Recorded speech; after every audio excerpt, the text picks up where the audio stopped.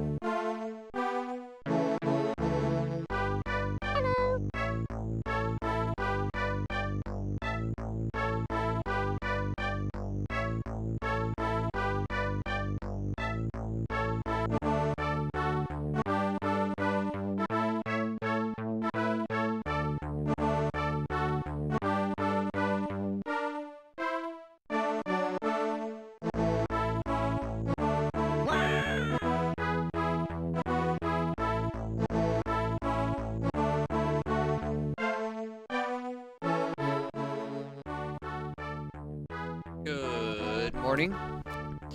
Here we are again. Welcome, welcome. Vital or Vital, first again. Welcome, welcome. Damien, Spitfire, good morning.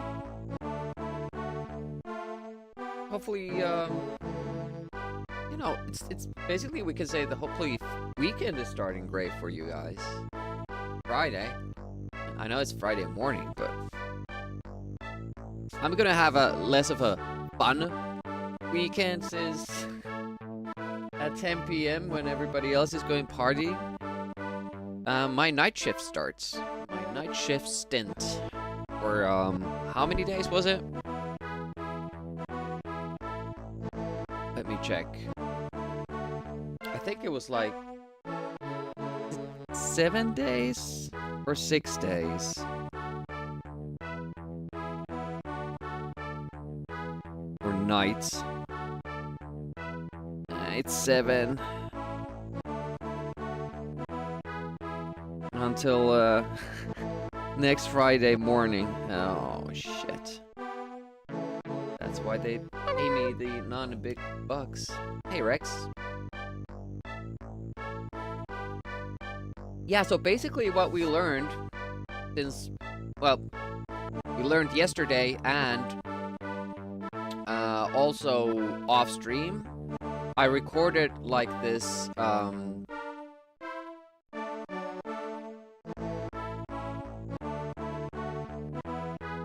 best scenario level 2.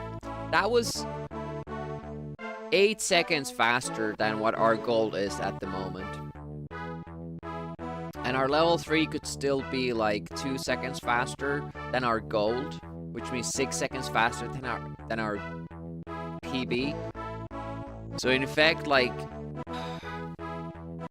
10 seconds faster than our current PB isn't impossible. And that would be really, like, I put 1735, but really it's probably closer to 1730. Like, we want to see sub that. We want to see 1720 something. And it is possible.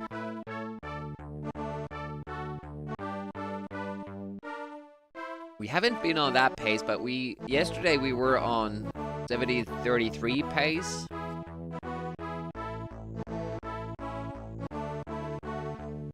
So just have to keep pushing.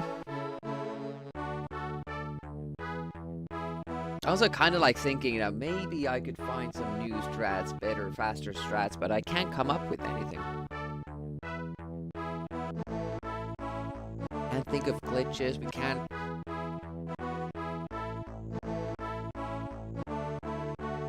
Seem to be able to get past certain traps or make them go faster or anything like that, but you know, it might be just a matter of single pixel where you fall down. But anyways, I'm gonna give it a try.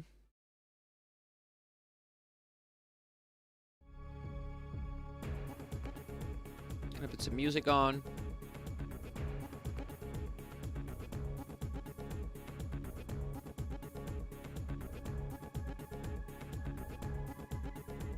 Is it interesting? I'm not sure about that. So just the same thing over and over again. And we don't even have like interesting glitches or skips in this one. But it's good if you enjoy it.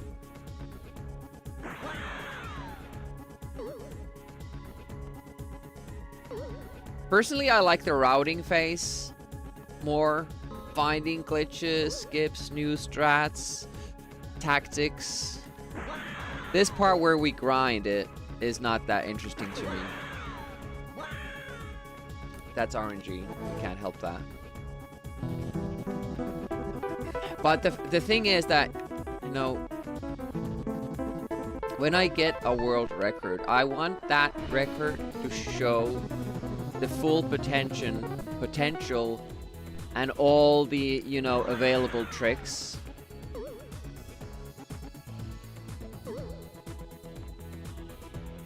So that the run can kind of evolve and go somewhere.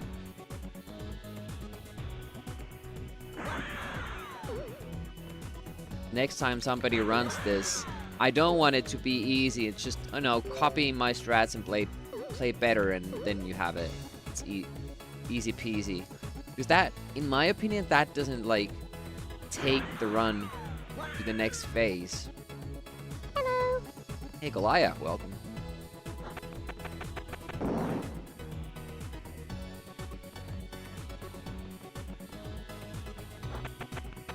I think it's far more important. Whoa. Okay. Not expecting to die there. Far more important that, or what I would like to see is that every time a newcomer, a new runner comes along, they would bring something new to the run. It's really tiny, just one thing that nobody else thought of. Hey, Gandalf. Like when Lynn started running Naughty Ones, just he had this very specific new way of getting an extra life without losing too much time. The first level. It's really, really good. And nobody else thought of it. How's Gandalf doing? Is it party weekend?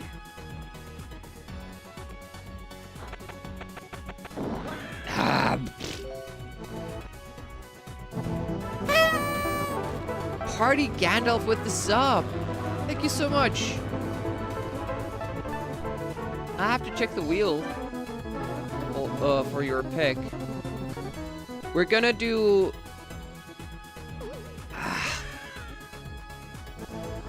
gonna do normal picks on the 25th, morning of the tournament. But then we're gonna do all Amiga picks on the 8th.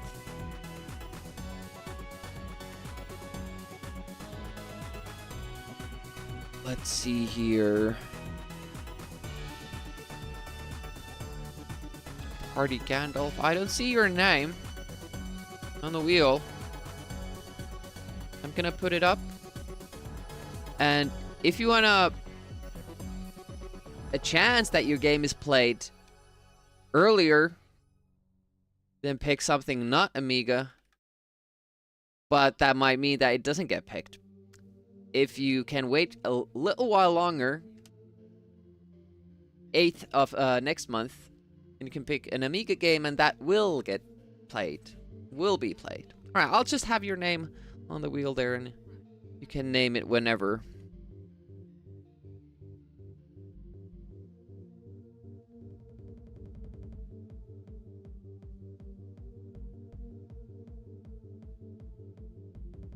Five streams straight from Goliath?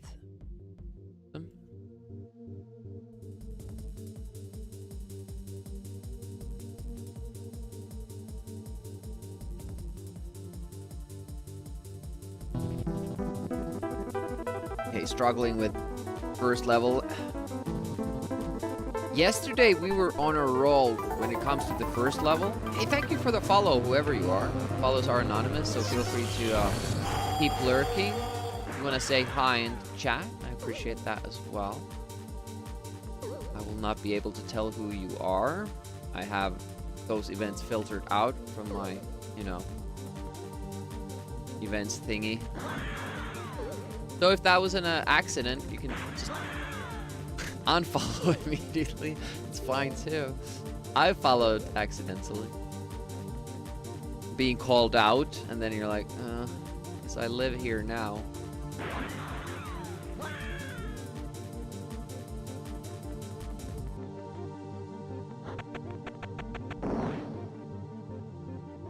Yeah, yesterday we were on a super good roll when it comes to first level. We're doing so well. We even got a gold, which is unbelievable. We were close to the gold multiple times. Very rare.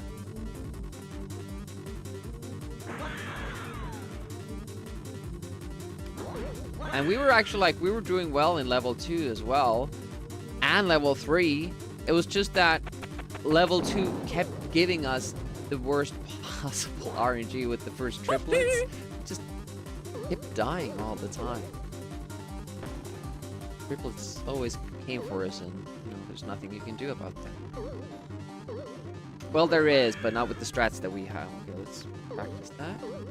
Yeah, we got that so many times yesterday. I think we failed this once. I'm practicing a little bit in case. Alright, let's try it again.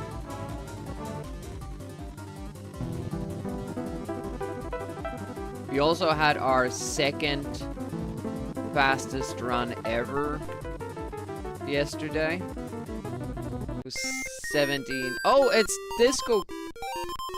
It's disco time. Cursor disco to be exact. Click on the link, make your cursor bigger with the mouse wheel, or page up, page down. Select your cursor with the number keys and make it spin with your left click. Everybody's always invited to the cursor disco. And they're happy to see you as well. It's very quiet in the morning at the cursor disco.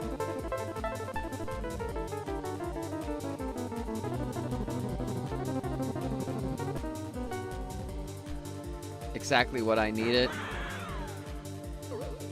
The thing is, I rarely get to partake in the cursor disco shenanigans. I'm usually like playing a game.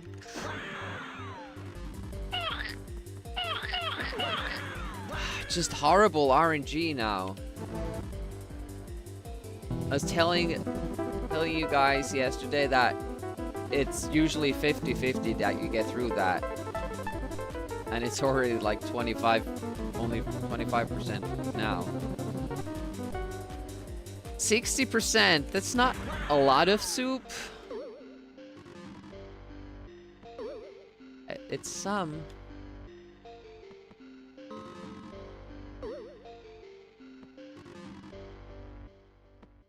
Yeah, this is the only RNG thing in level 1. Basically, just want the guy to walk down, which he does, usually 50% of the time, but we've not been that lucky these last 2 days. Been giving us trouble. Which means we shouldn't make mistakes ourselves. Capitalize on each one.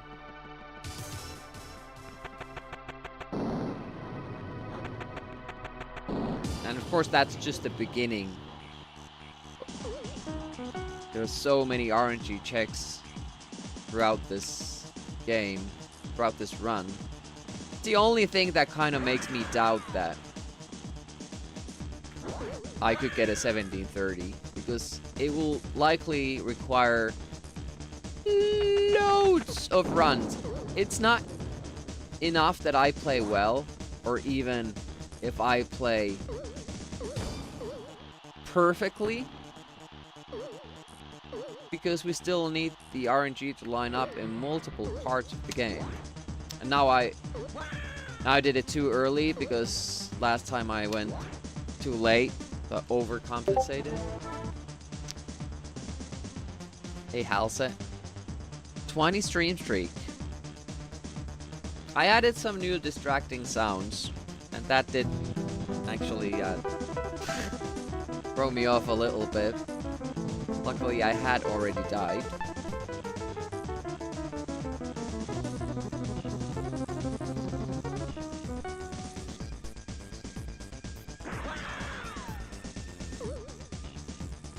Or the run.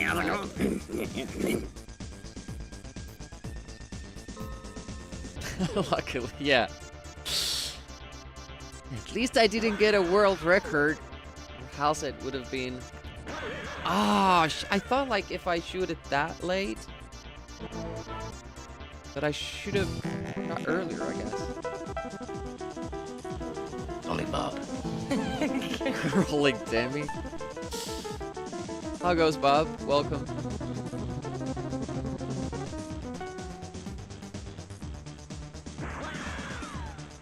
Boing.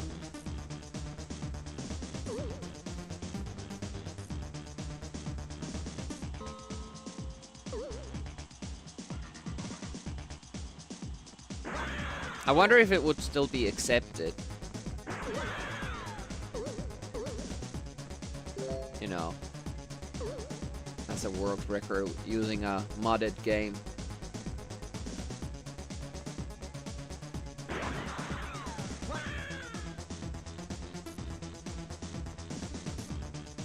I guess if the mods would like inspect it and all that, but why why bother?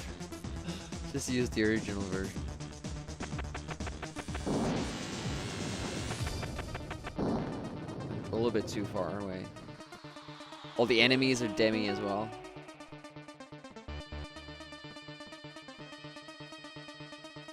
Well, they would. Thing is, like, if they're different size, even if they had the same hitbox, you know, you could argue that something about their sprite, you know, makes speedrunning easier, because you might be able to, you know, might be easier to guess where the hitbox is and all that stuff. There we go. Okay, PB today. Rolling. I really feel there was a little bit of a hang-up there.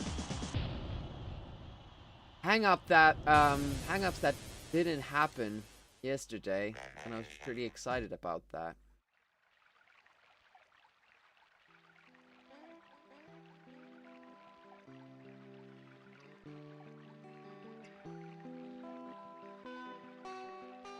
Making sure we don't have any in the background. Probably do.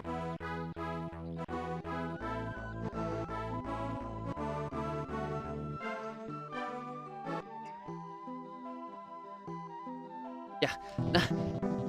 Yesterday, like, our second run, I think, didn't make it to the end or close to the end.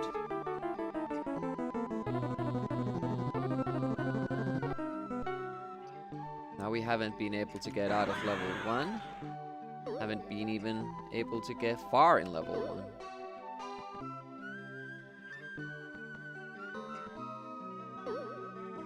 Nice jump there.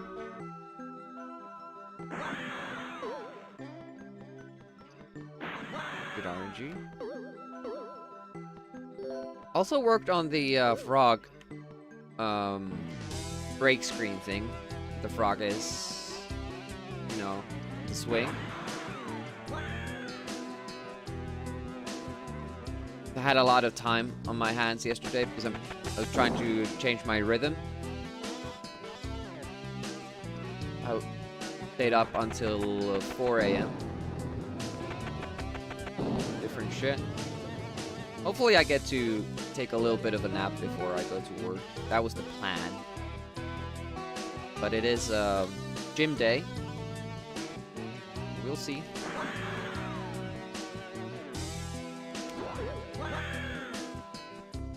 The pace.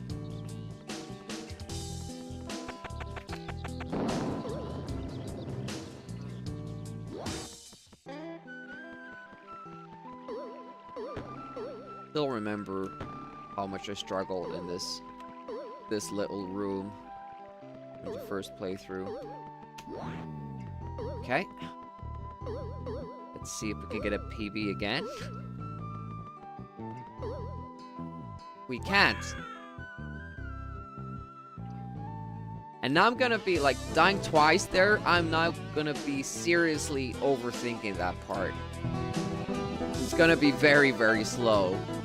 And if you do that slow, it affects the guy later, trying to get him to fall down. It's these sorts of things that kind of, they can dictate how the rest of your session goes. You make those mistakes early on. Then you start overthinking parts that haven't been a problem for you. You start making even more mistakes on them. If you get a good first, get a deep run, beginning of your session, it bodes really well because it gives you a boost of confidence and just this general flow. And believe that you're doing like the right things at the right time. But if you keep failing at the beginning, it can be hard to kind of get past that.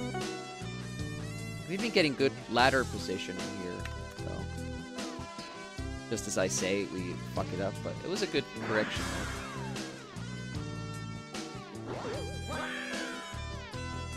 Yeah, it's weird. Those guys, their hitboxes are like basically immediately gone.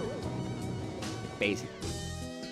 But the guy that we kill with the dynamite later in level 3, I basically have to wait until he gets out of the way before I jump forward because I can't land on it even though he's dead.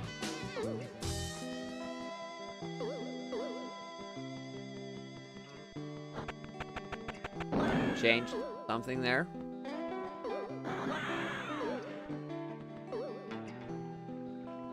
Let's see how slow it is.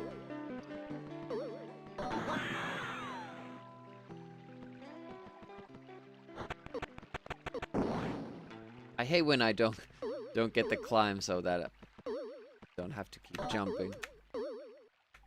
Nice. All right. Good, good, good, good, good.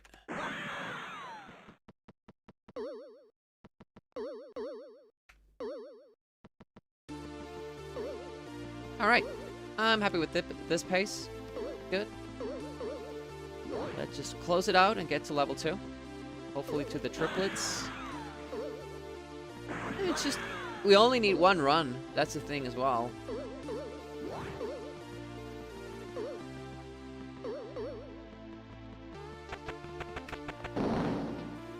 A little bit late. Good jump.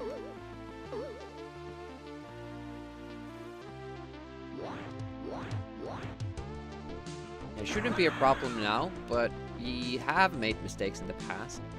We have to stay vigilant.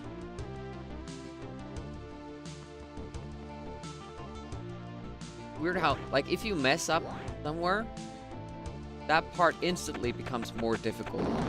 Because now you're, like, actively thinking about it and making decisions.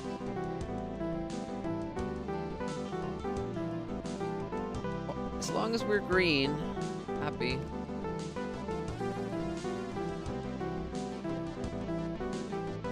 Double music in the WAD. Don't mind me.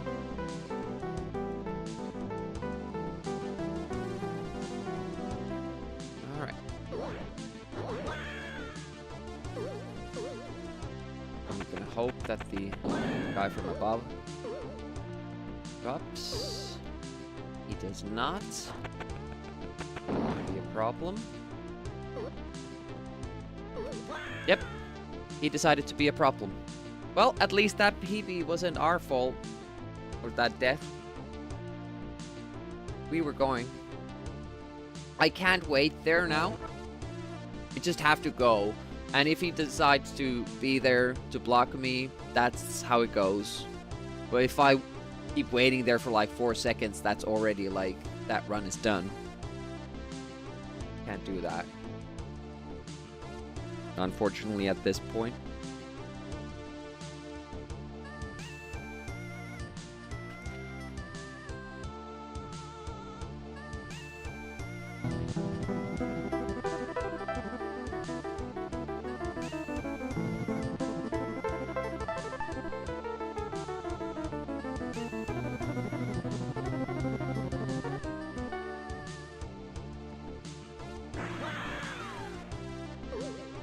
And that's the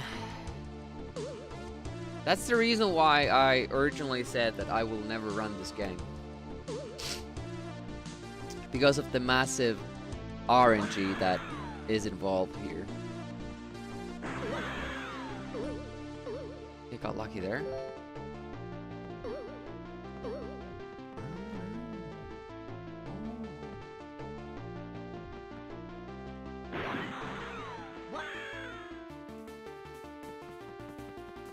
Somehow I still like I always say that I don't like doing speedruns that have RNG. I will never do them. They suck. And I just end up doing them. Like it somehow like turns out later that this run actually it has a lot of RNG. For Rick Dangers, I knew what I was getting into. But I also knew that I could bring the world record down by quite a bit. I never expected it to be like close to 2 minutes. But here we are.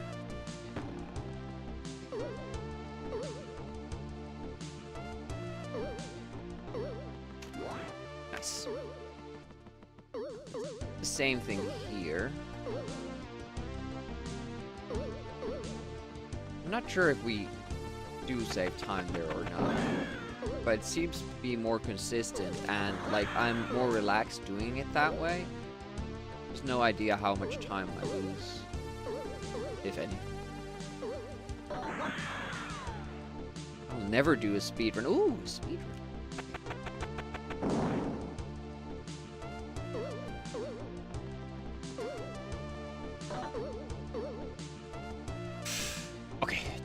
Barely got that.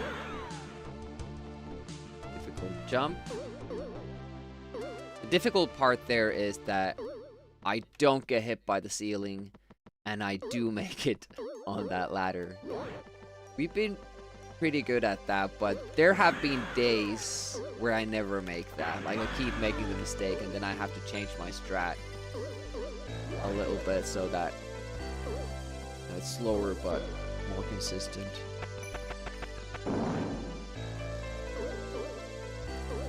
I still could go faster there for the explosion.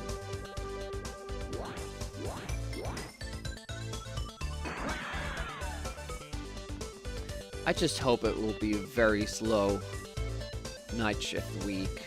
I really do. Because if it is, I can practice speed running.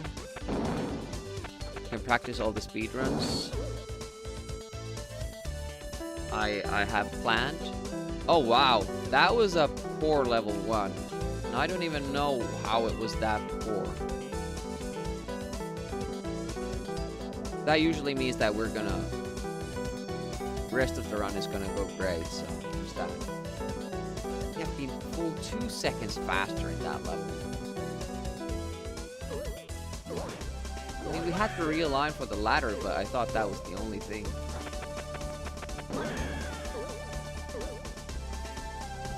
You're not gonna fall down again.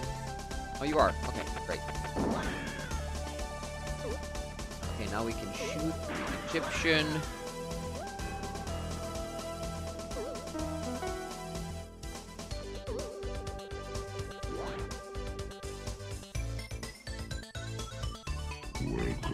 Hey, Unicron.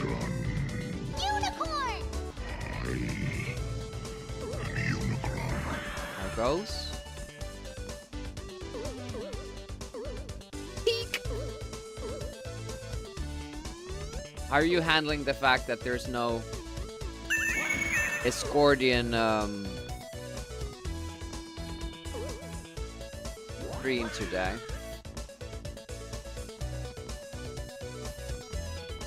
Hey, thanks for the redemption.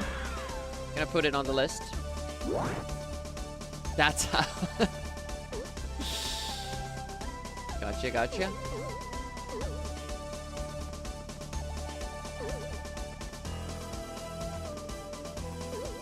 Is weekdays about this time alright for you?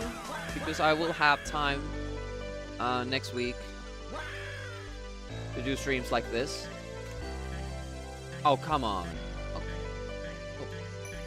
Oh. And I even went closer and almost died because of it, damn it. Stupid Demi. Alright.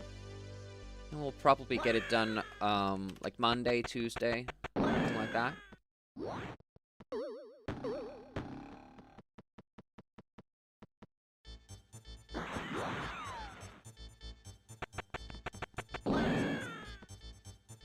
Alright. Time to kiss the wall.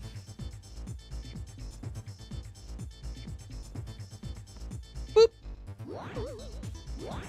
Ah, damn it! Oh, I didn't take that slide. I thought we were close. Ah.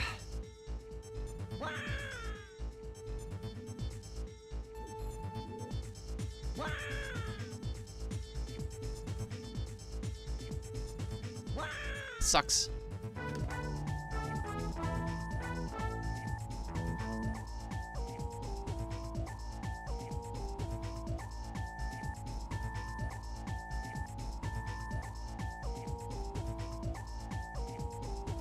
Sucks to lose the run after the triplets. Like, I'm fine losing the run at either of the triplets. But other than that, I'm not fine losing the run.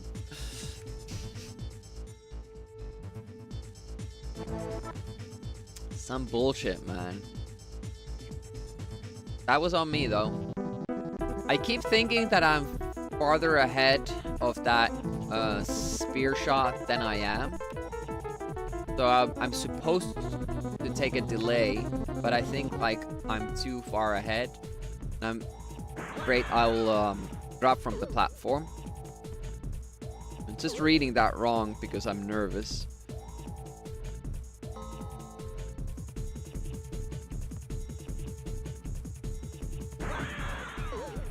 He's full.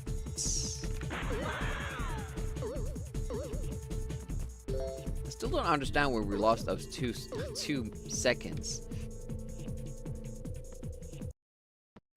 But I guess it's only 2 seconds, so it's not that long of a time. It doesn't take much to lose it.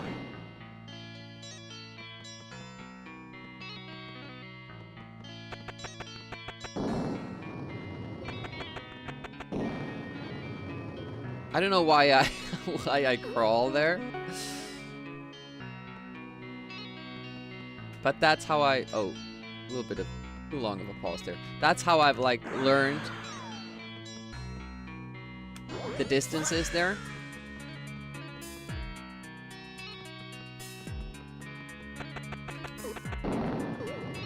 I think I'm gonna keep doing it.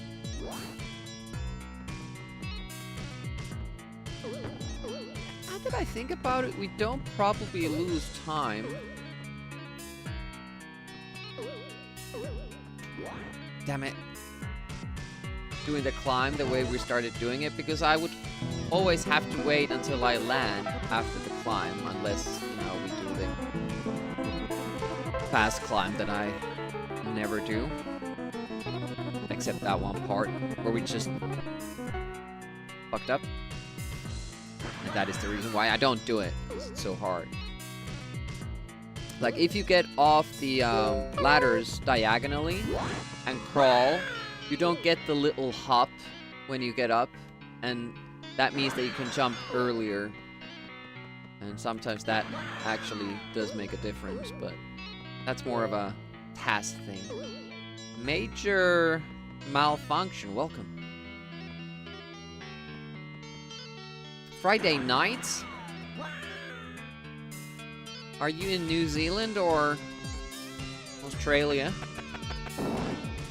Just barely past noon here. Australia, alright. Alright. I have to add you to the welcome message. Good day, mate. Thing.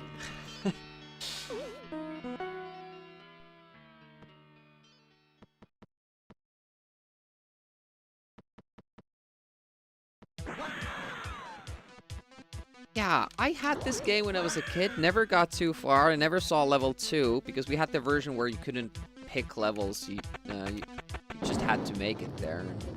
I never did beat the first level. Maybe I saw my brother play level 2, but certainly didn't see past that.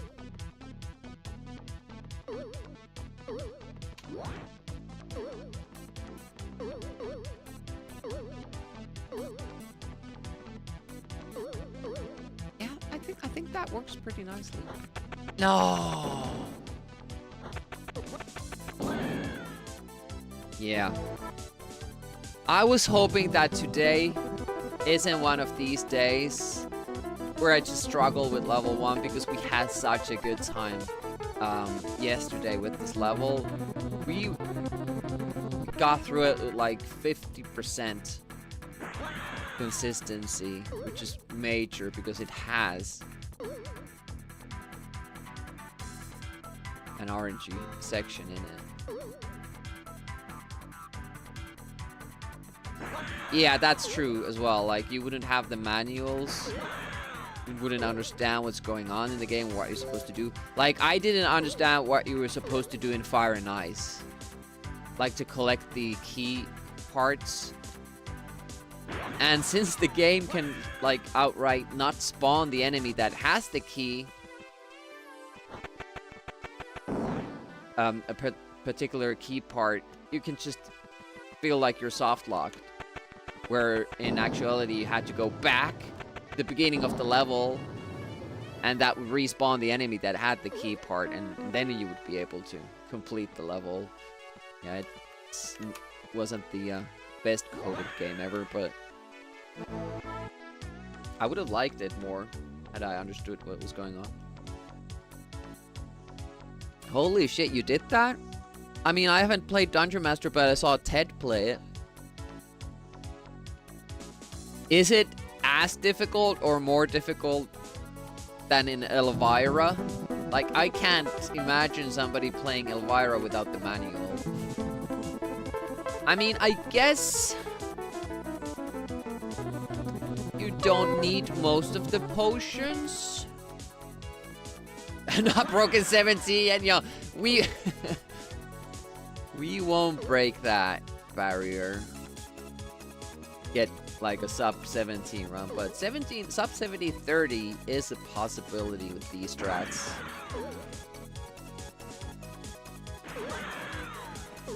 Slight delay there. Trial and error. Wow, that's a lot of effort.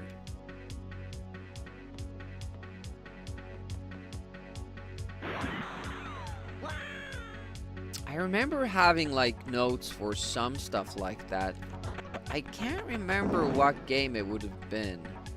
Like all these different combinations, what they did, and I actually had this little notepad. I'm really sad that I don't have it anymore. I reviewed all games I had. It was a really small notepad. I dedicated like one page for each game in alphabetical order, and I would like give a rating for the graphics, music,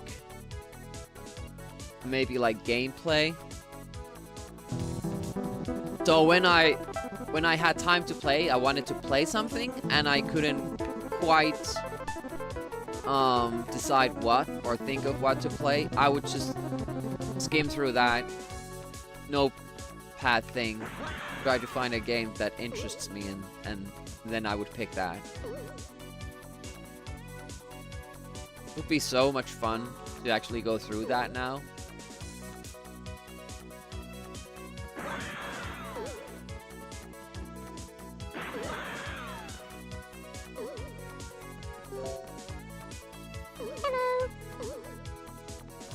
But how's Alex? Welcome, welcome. Oh, you still have your book?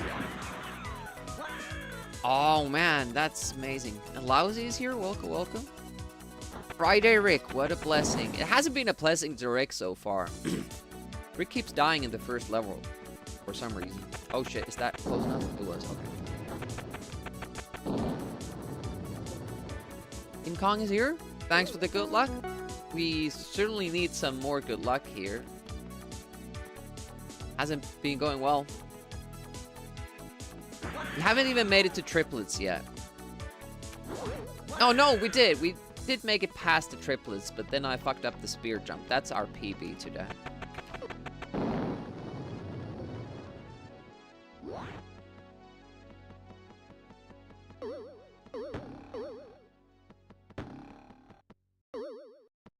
We've been struggling with this screen here.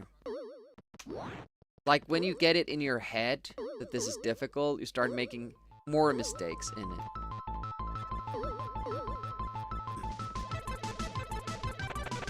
Yeah, now I like way overdid that. It went so far now.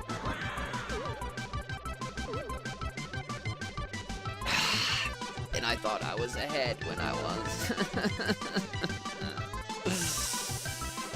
Rick gets what he deserves. Does he really? That's a curse. Just keeps dying and dying and dying. Keeps getting resurrected. Die some more. What a horrible life.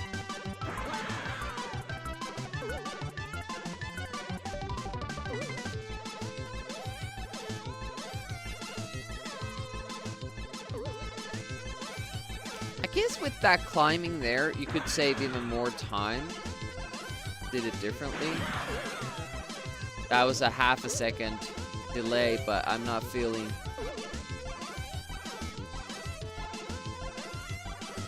resets today, so I just don't want to do it. If we do everything else super well, maybe we can still be on the green.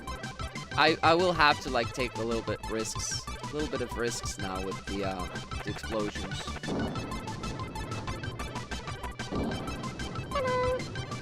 Hey, Zemik is here. Whoa, oh, look at that. Everybody showing up. Hopefully, Friday is treating you well so far and will keep treating you well. Does anybody have any fun plans for tonight? Ooh. That was it ended up being a really good jump. But you shouldn't do it that early. Now we kind of gain time because of it, but shouldn't make a habit out of that. Here we go again. I'm really struggling with this level, or this screen.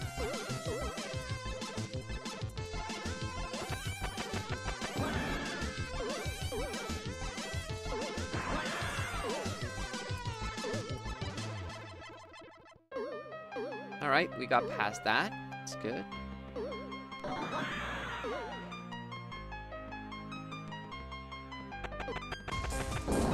Ah, I was way too late dropping down there. Damn it. I was so excited that I actually found the spot where you don't have to keep jumping.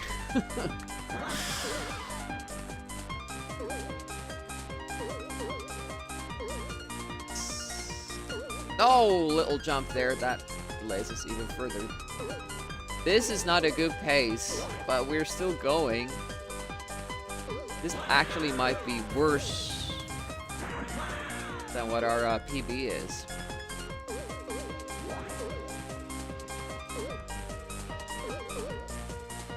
All those mistakes. And a little bit early there. That might have helped us somewhat.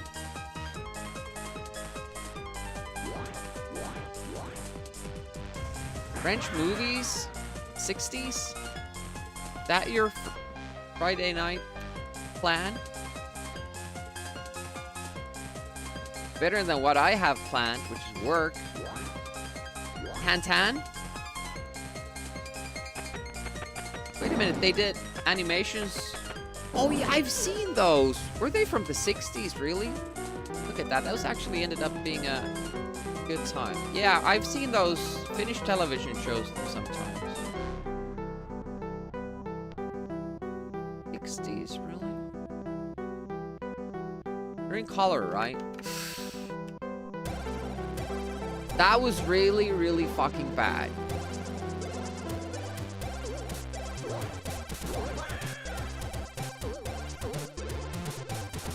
Why did I go that far? Making stupid mistakes now. And this guy isn't coming down.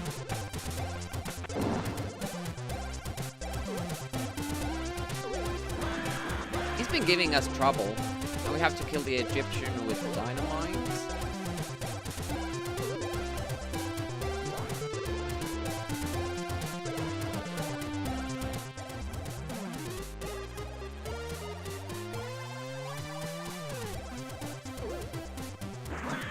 Did a very big dummy there.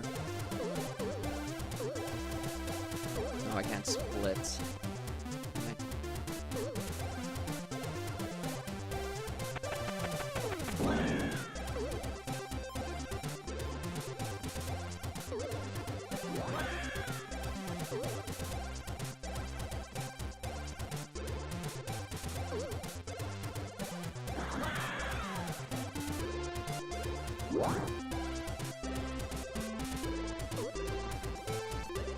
Alright.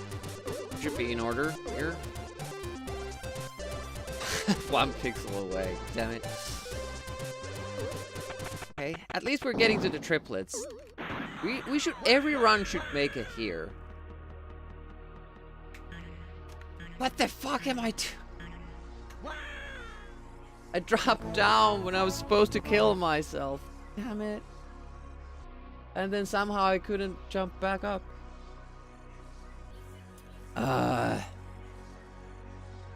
That music was too loud, so I had to, like, manage it.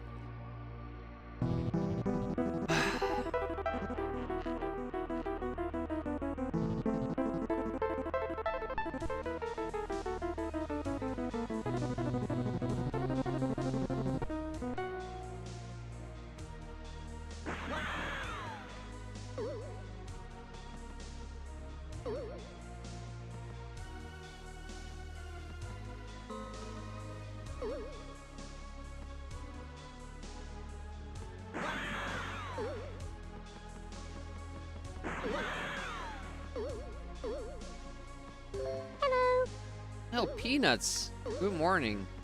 How are you, up and about on Twitch at this hour?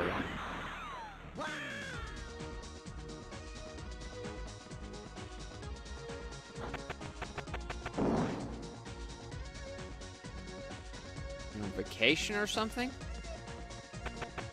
Or, you know, I don't know what you're supposed to call leave from work when you don't go anywhere. Is it vacation, holiday, or just time off work?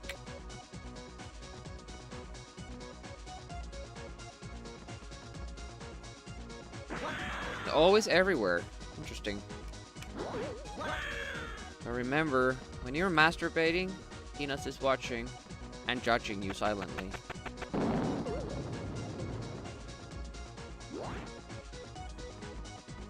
Can't you stealth assassin? No.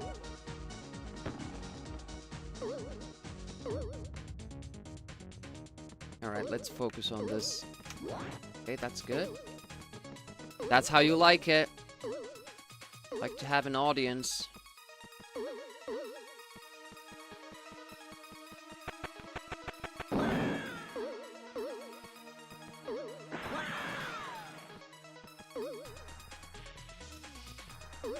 Alright, we got past the difficult spot. Now we just have to focus on not making mistakes in the stupid parts.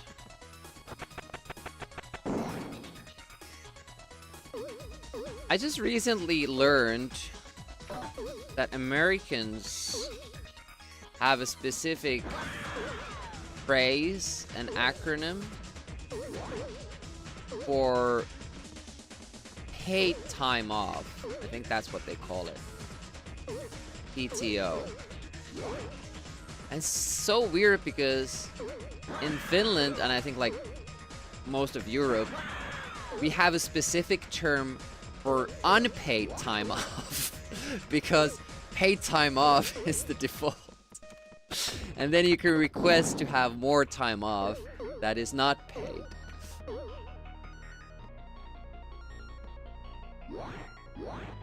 Kinda wild to have those differences.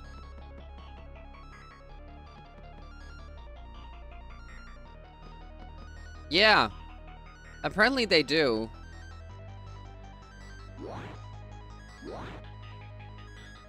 Not every one of them have to use like sick days to, you know, just have a day off.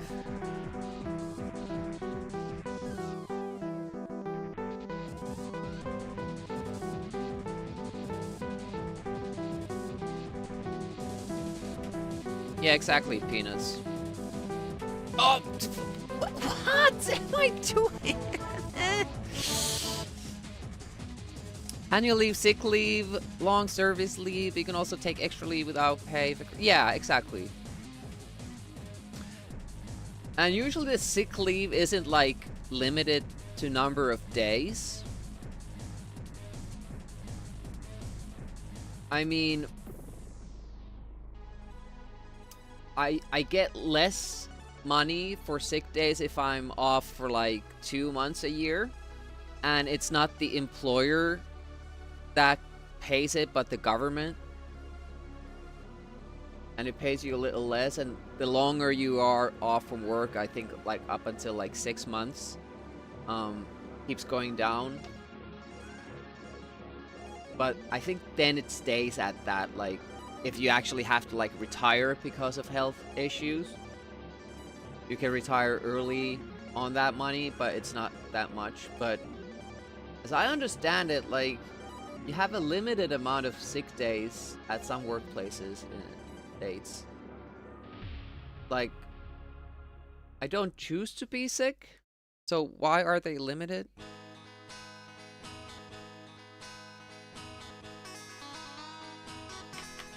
Yeah, no paid holiday as a standard. It's very sad. I also heard that some workplaces in the US have unlimited PTO, but it's unlimited. Like, you have to still be reasonable with the amount you take, and you can't like take multiple weeks all the time, but you could, you know, take a Friday here, Monday there. Yeah, unlimited until you actually try to use it. No, people who work out of how many sick days they can take without triggering warning, then use it as holidays. Oh no. I have sometimes used the fact, like, not like in a wrong way, like that. But in Finland, like, if you get sick during your holiday, during your time off, you can still call in sick for your holiday, and then you get those holidays vacation days back because you couldn't use them because you were sick. I've had to do that a couple of times.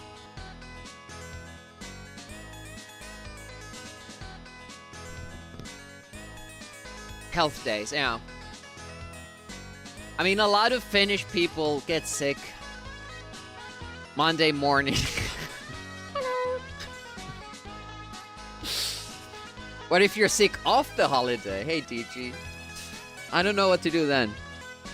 I don't know what to do then. Anyway, I guess you have to just go back to work.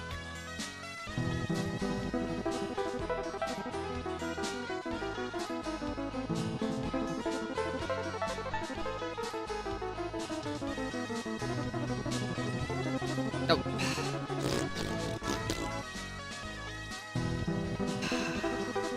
So they found out if you give them unlimited, end up taking less than if it was limited.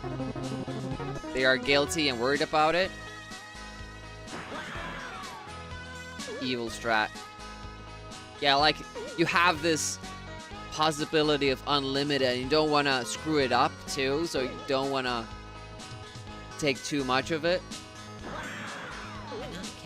But also, I came across this comment that just totally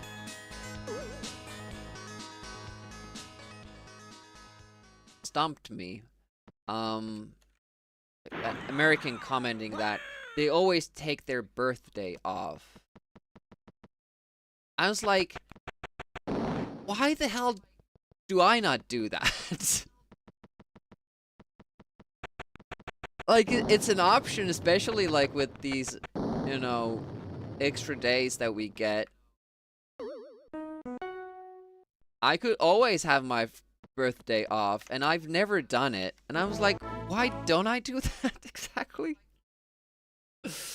I just keep like thinking like I'll take a Friday here, Friday, Monday there to get a long weekend. But I've never like really let myself half the day, like even if it's like a Wednesday. Oh, you schedule them around your birthday? By the way, I'm gonna have to copy your name, make your put a reminder for myself that need to be an Australian, mate.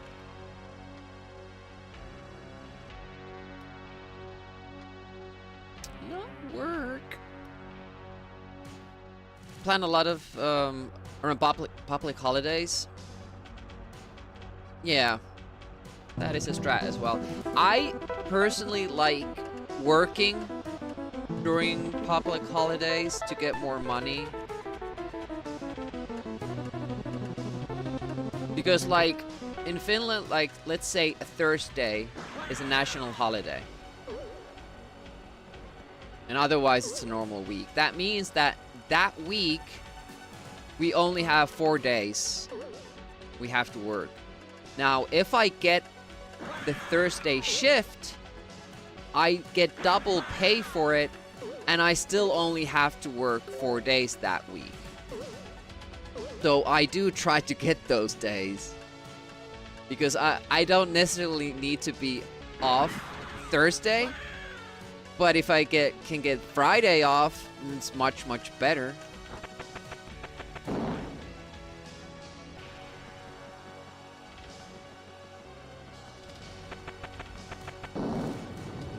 Like if I work on Easter, that's the true money holiday. Just get paid triple for Friday and Monday and double for Sunday. And then you bank those extra days as days off as well because you had to work on a national holiday. Didn't get Easter this year.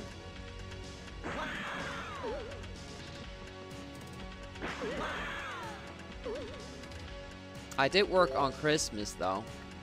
So next Christmas I'll get that off. still have I have a month off. That'll be my summer break, even though I already, you know, I've had like a 2-week vacation this month, this year. And I think 1 week in the winter as well. So I have the month August off. That will be my summer holiday. And then I still have 15 days after that. Because we also have the option of, you know, you get like extra pay during, when you're taking a holiday. And if we want to, we can change that extra money into more holidays.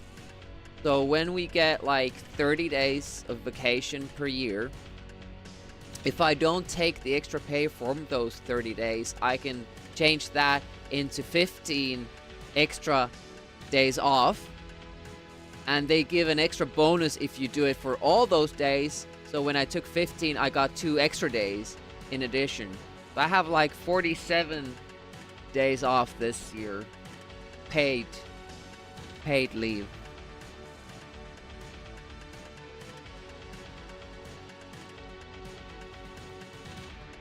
Which is pretty nice. And also, you know, sick leave.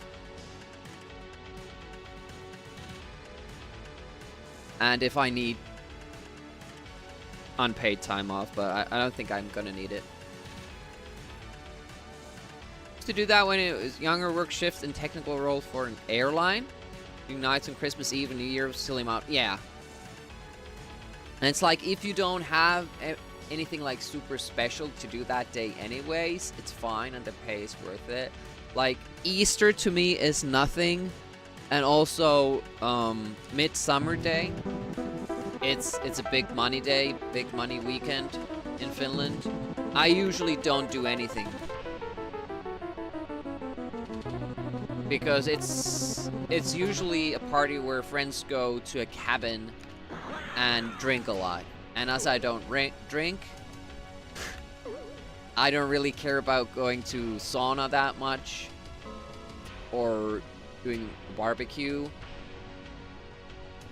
Or I don't care to drown either, which is also something that Finns do during the midsummer weekend. I'd rather just be at work, getting a lot of money. But I didn't get to do that this year either. So I lost both Easter and midsummer. Sad man.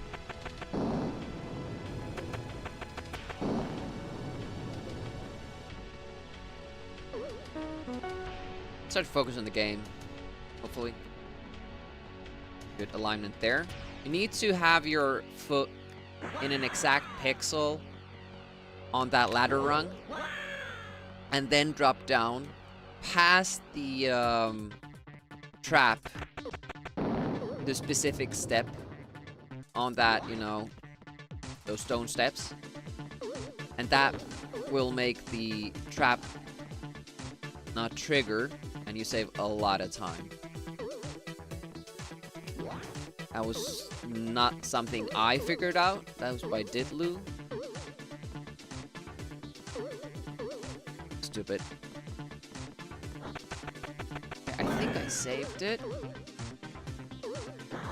Sun is starting to shine. It's always bad when you're playing. Get the glare.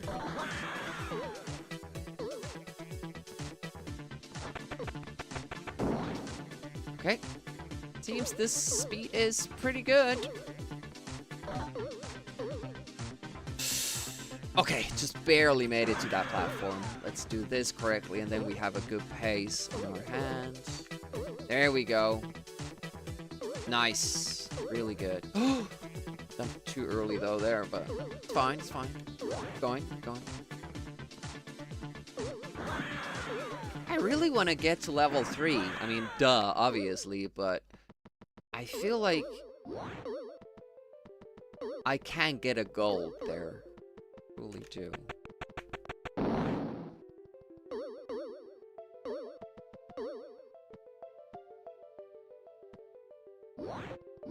But it requires an amazing RNG in level 2.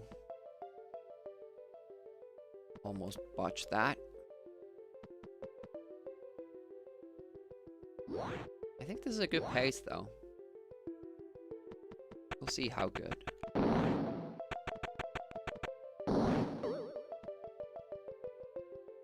Very, very good. Oh my goodness. Almost gold.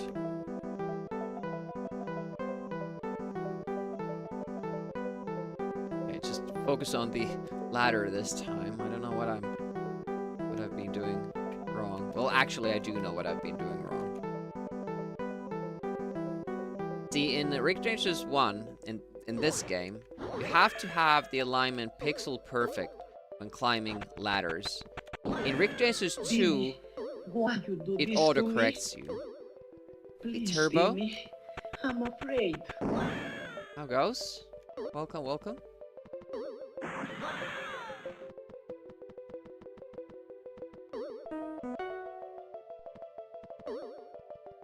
Alright. Like, if we could find a way to speed these things up or do something to get past these, they're like 10 seconds each. Well, maybe not 10, but at least 5. Uh-oh. This song will do a number on me. I don't know why I still have it on the playlist. That was a late jump there. Barely got any time. Right.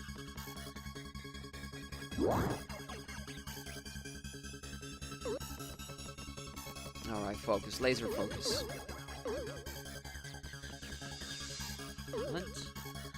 Then we're just gonna hope for good RNG.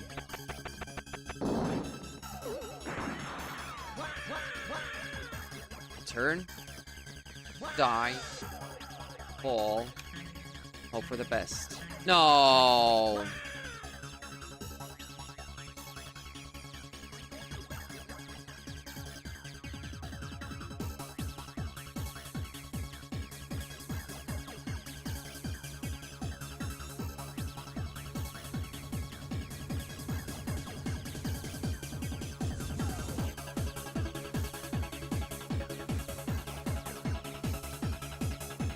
Could also like do this. 1, 2, 3, shoot.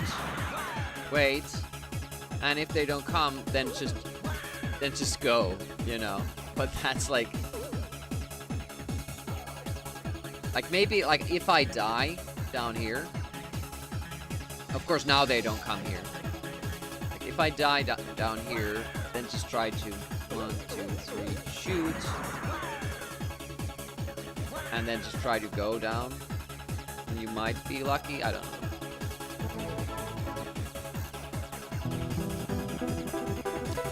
It's too bad.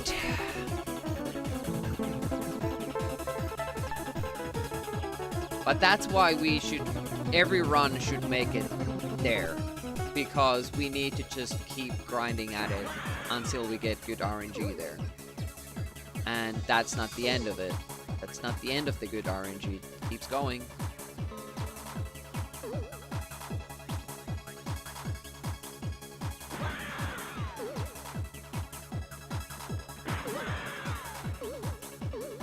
Okay, got lucky there with the bad RNG pattern.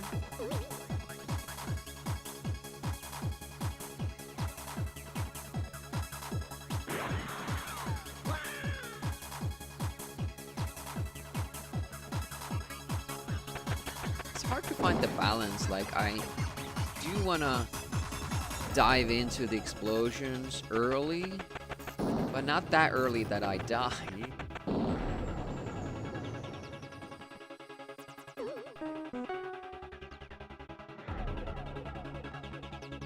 Level 2 also. Oh shit!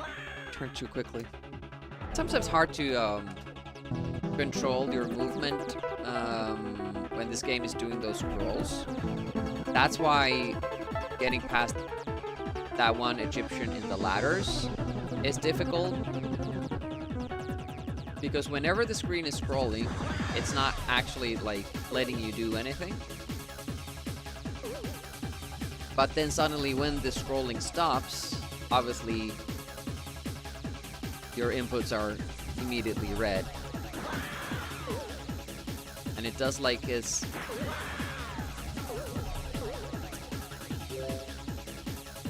like a very weird way that it scrolls the screen. And that throws you off.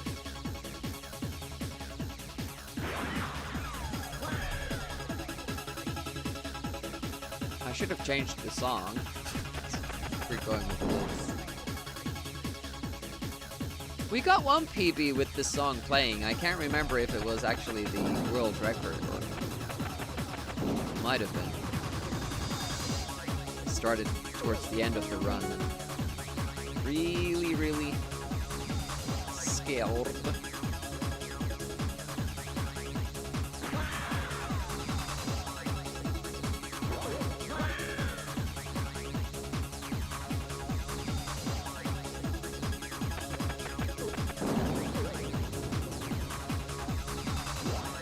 Alright, next up, the difficult screen.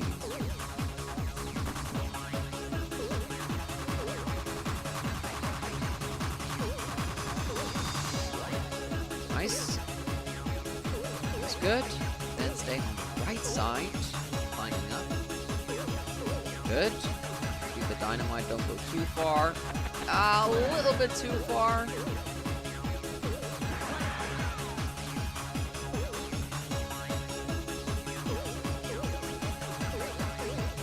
Go.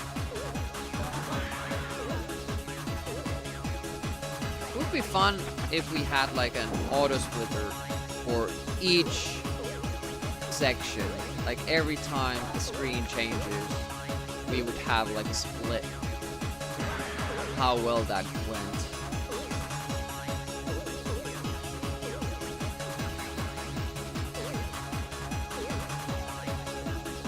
I don't know like what I would do with that information though, but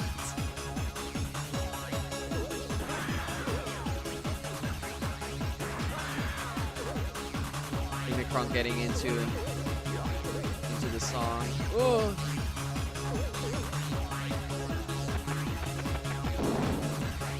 That was a good jump.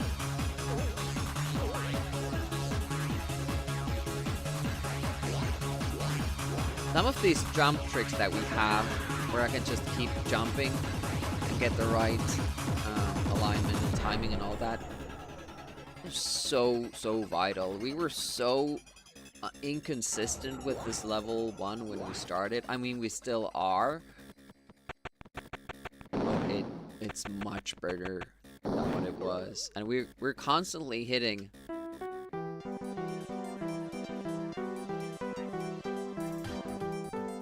really good times as well. Like sub 3:30, that I thought would be impossible. I didn't think we changed that much in level 1. Apparently we did.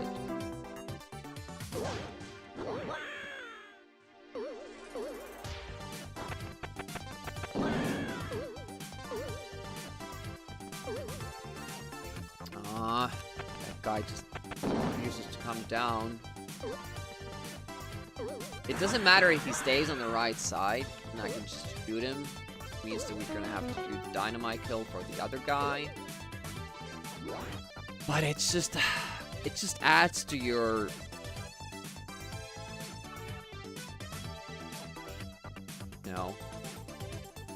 the word.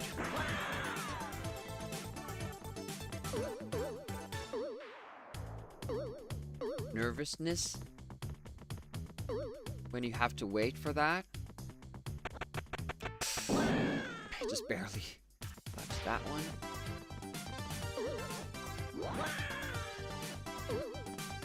Somebody in YouTube. Luna Ins, welcome. Yeah, I never made it to level 2 though back in the day. But great memory still. I feel like this is like one of the most important Amiga games to own, to know. Like Turrican. Please go away. Please. 1, 2, please. And then we're gonna go.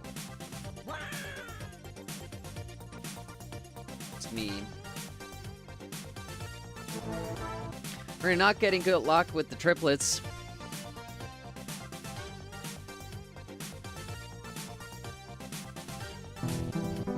And when I say Turrican, I kind of mean the whole series, but Turrican 2 the most.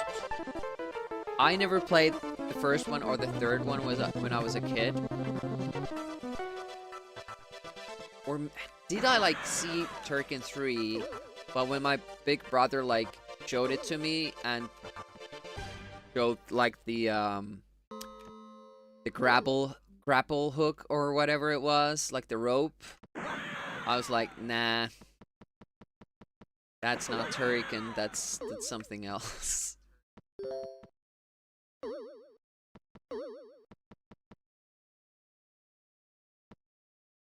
But never beat 2 either. Like, I played it a lot. I remember making it to the leaves that push up with the wind, but I can't remember making farther than that. And that might have been just with cheats up until that point anyways. I do remember liking the speed tunnel thing. Like, I would go there with cheats and just play that one. Same with Project X. I remember just doing the speed tunnels. I'm not sure, we must have had some sort of a cracked version that allowed you to choose that level, because I would never be able to beat level 1 in Project X, you know, back then. Barely do it now.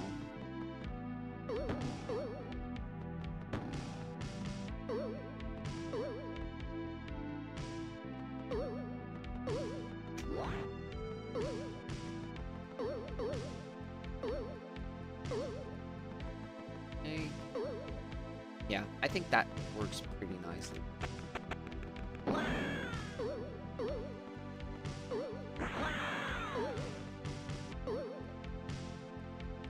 Oh, good climb, good climb. I do have to apologize, like, it's hard for me to read messages while I'm speedrunning, but I'll get to it eventually, usually because I die. And then I have all the time for messages.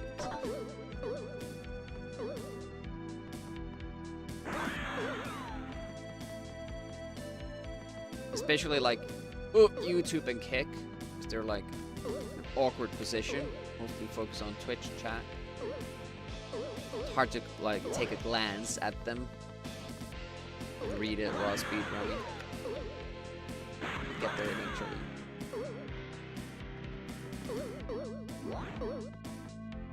There weren't that many games that Amiga games that I actually beat back in the day. That's kind of why you see those stickers around the monitor.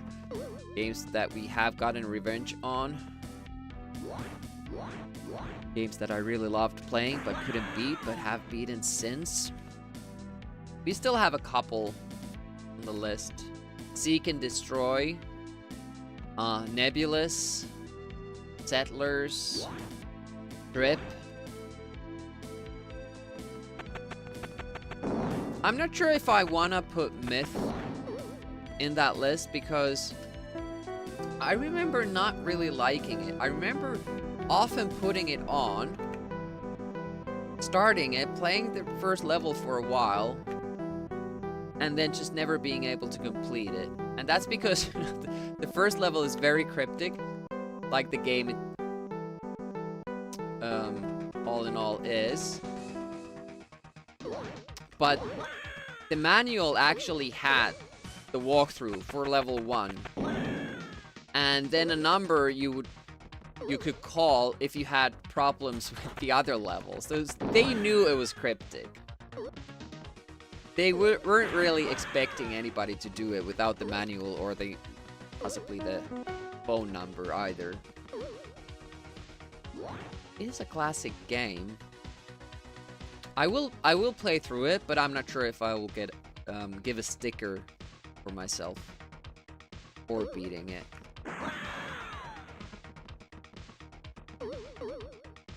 I'm also still deliberating if I should give myself a sticker for beating Elvira, because I loved to watch my brother play it back then, but I thought it was too complicated for me, so I never played it.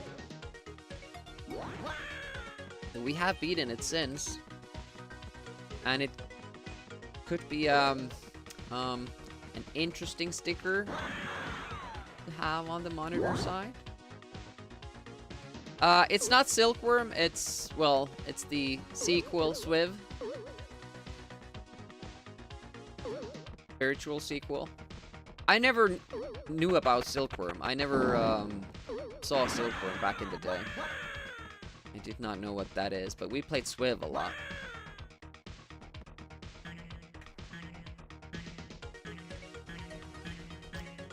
Are you kidding me? Like, the luck we have here is just unbelievably bad.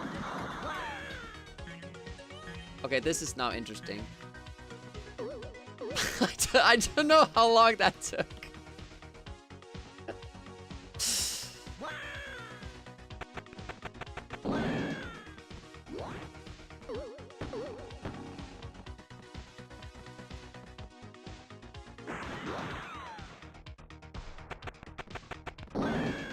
Be interesting to see if we get through this level, like what that pace actually is. Hiss. Nice, we got through it. Nice. Let's go.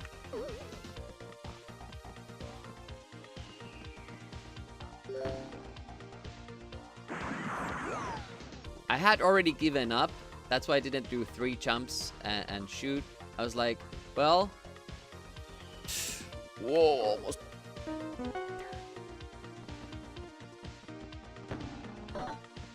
Alright. More RNG stuff. Ooh. Could have fallen straight down, but it was still facing left. Alright, second set of triplets. This is where it's at. We have to go. Cannot wait. So this is just about luck.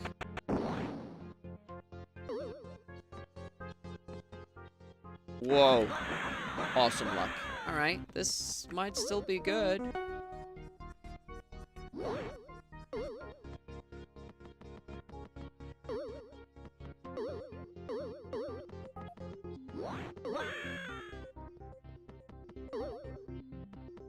More RNG here. Okay, that guy's on the right side. That's really good. Nice.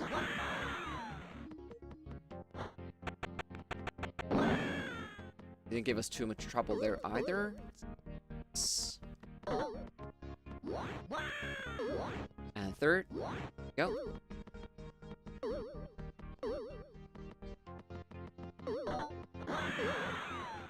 Excellent. And now starts the platforming, the difficult platforming phase. Let's see how we do.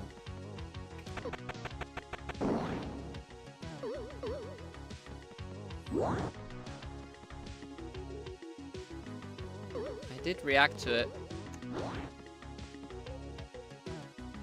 It's bad. Oh yeah. Okay. Okay, so it's about the ladder now. Been struggling.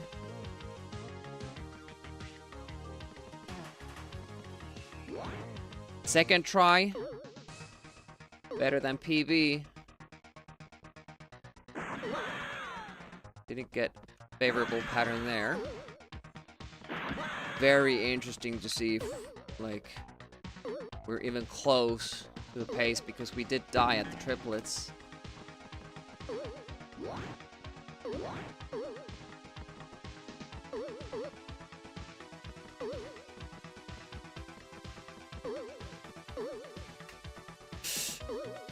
Okay, it was still good. Alright, alright, alright.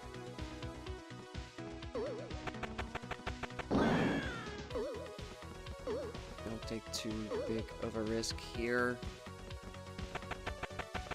Shit! Oh, it would have been... Fuck. That hitbox is immensely big. Holy shit. I thought I left it, like, closer to the wall as well.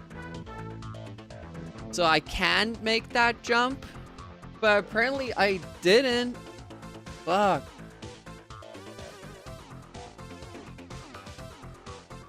That jump isn't even important. We could just wait out the explosion.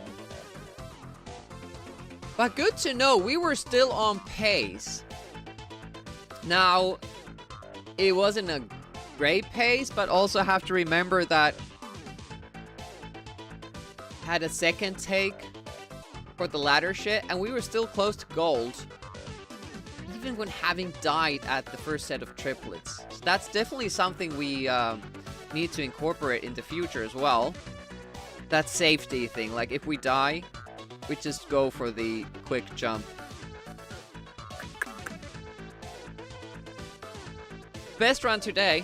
We were this close making it to level 3. That's where the fun starts.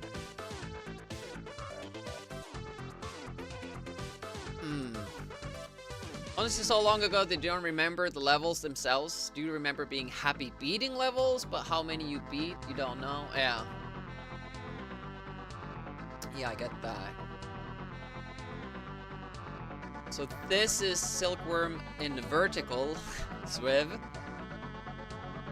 This chopper here is Desert Strike. Project X is there. This is Stardust, this thingy.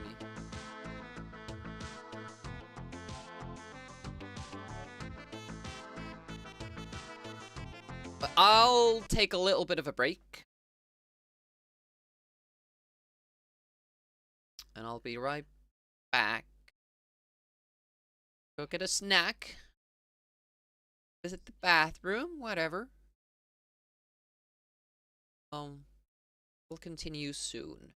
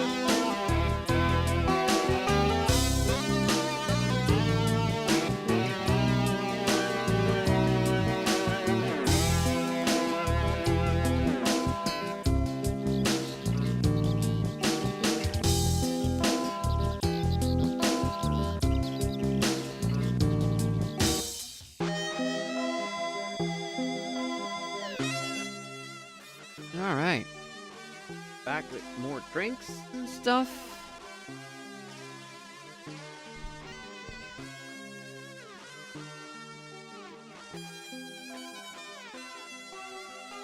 Man. Well, it wouldn't have been the best possible pace. I'm not sure if it... But... it was up there. Like, we were on pace with our PB. And we can get 4 seconds, 5 seconds back in level 3 still. So, it's like a 70-33 pace.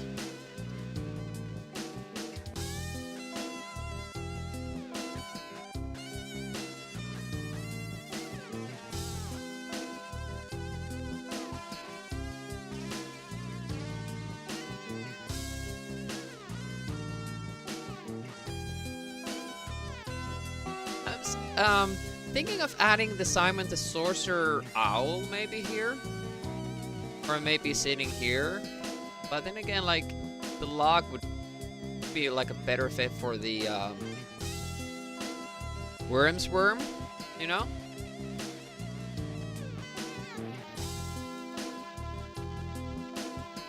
And then maybe the clouds still from Shadow of the Beast, like we have the Zeppelins.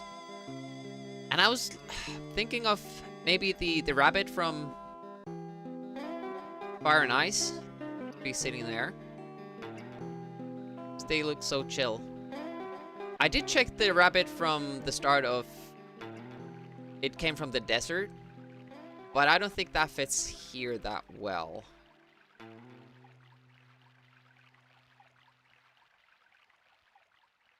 It's a little bit too, I don't know. Finicky? Scared?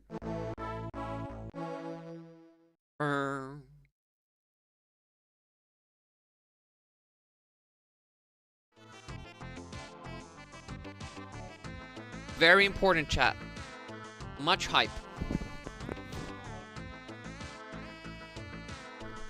I mean, basically everything Unicron writes is important, right?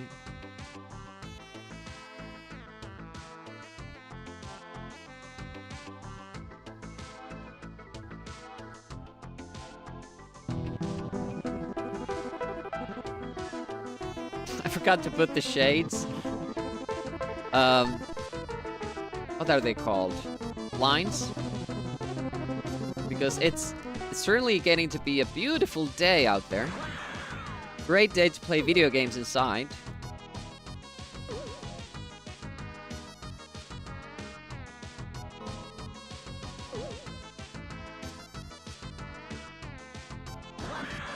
RG time? Nice.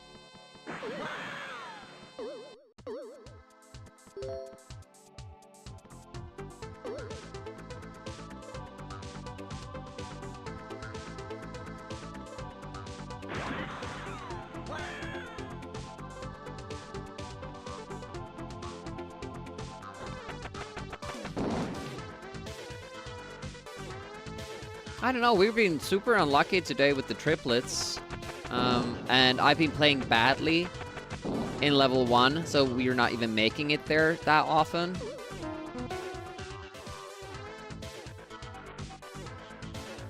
Was that the right rung? Apparently it was. So confused there. It was pretty fast though in the end. Man, I want to get to level 3. That's the fun level. That's where you can get gains.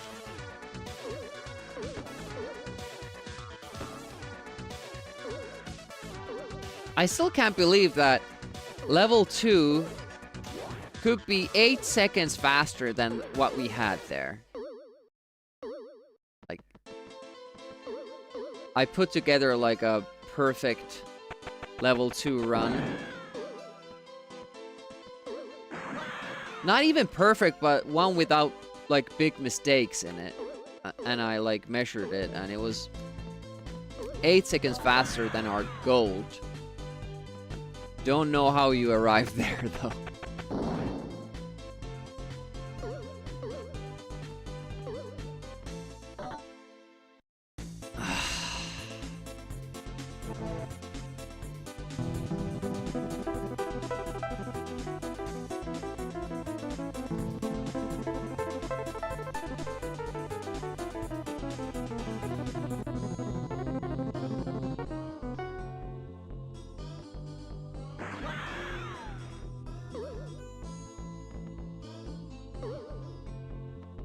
This is one of my favorite songs from back in the day.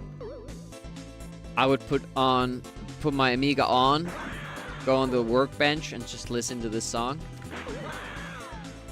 Also, A Secret Kind of Love. That was another song that I really liked.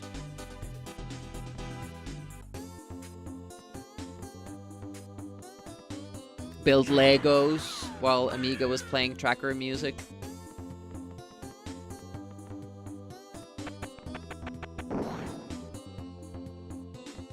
A lot of like gamers that are really into Lego still. Quantic has had that stream of it, building the Kunta or whatever that was. Narblast has had Lego building streams.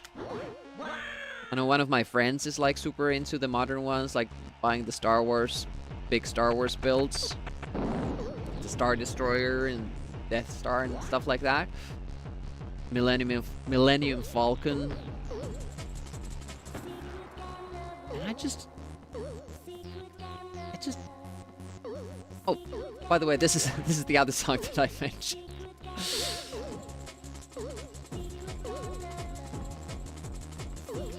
But yeah, I just don't find myself that into that scene. I would love to play with the old ones, I guess. Oh, Peanuts is also like super... Peanuts was here earlier. He was super into Legos. I would gladly build some of the old ones, like the old Knight Robin Hood series. Oh, during COVID, that was a big thing? See, I wasn't on Twitch during COVID. Not really.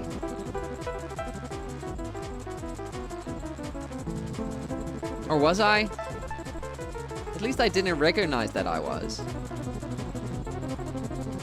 I found Amiga Live when I was living in Spain. That was 2018 to 2020. We moved back from there as COVID was, you know, rampant. I'm trying to like think of when I started actively watching Twitch. I remember being back in Finland when we were doing the Thursday multiplayer streams on Amiga Live when when the channel wasn't automated. I always kind of felt that I came on Twitch like after the big craze, but maybe I was one of those people who came here during COVID. I don't know.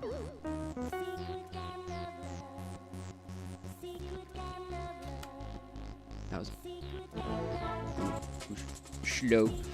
Thought you watched streamers build Lego sets and got some of the Lego games, but before that, you hadn't thought of Lego in decades. Interesting.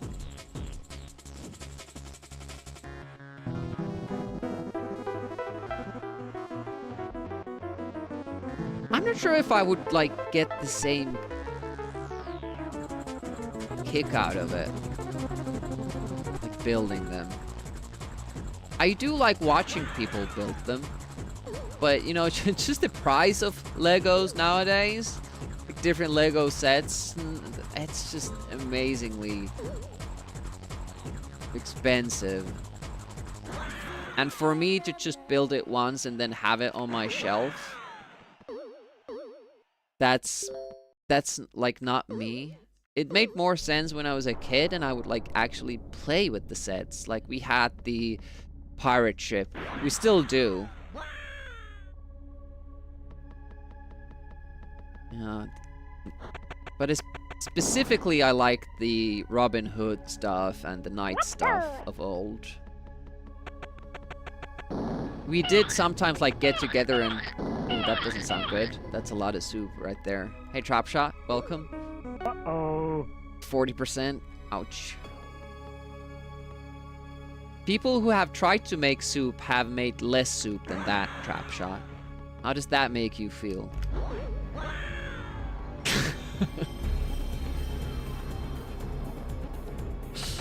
going alright. Our speedrunning isn't going well, but you know, it's Friday. I have a day off until 10 p.m. when my night shift starts. So it's alright. Hello.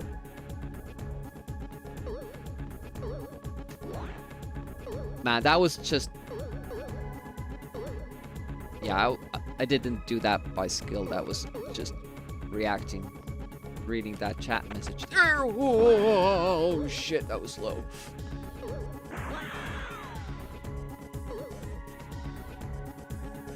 I'm gonna read that message when I have time. Hey, want to hear the most annoying sound in the world? Not right now, but I'm glad it's past that spot there. Bionic Crit, welcome. Man, that sound goes on forever.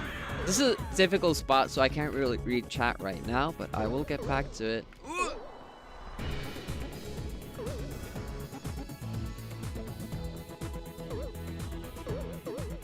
Tons of money in space.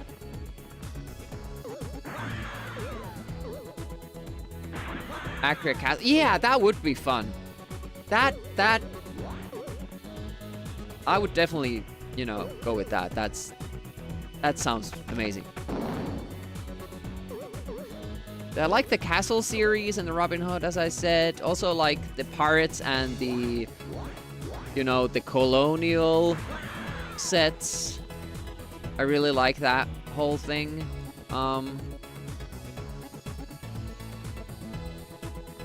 I even like the, what was the, like the neon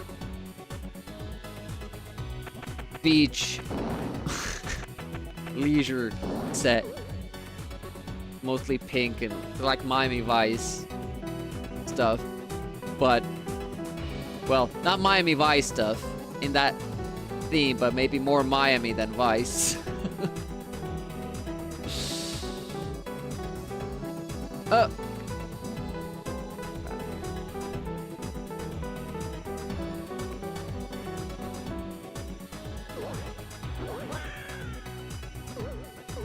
But we would also get together with my sister and brother, and we would have all our Legos there, and we would just build like a traditional suburb, you know, detached house community. Everybody, we had like these road sections that you had back then. You have roads and then grass on the side, and then you can connect those, and you have all grass properties, and then you build buildings. What the hell? Buildings on those. That was fun. Like to actually make these sort of roofs on the houses, build them properly. Good times. Needed a lot of blocks to do that though.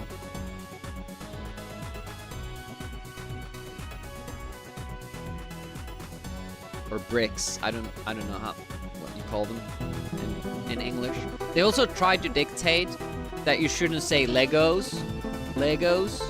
You should always use it in singular form. And it's like, yeah, you can't dictate how English works. You also use plural in Finnish. And plural of Legos in Finnish, legot, also means teeth in slang.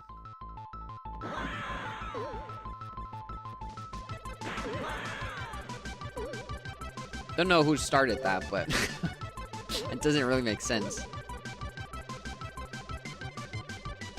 And I guess they are like parts that come off, like legs, you can take them off. I don't think you can attach them again though, once they come off. Legos, Legos, Legos, Legos, Legos, Legos, Legos, Legos, Legos.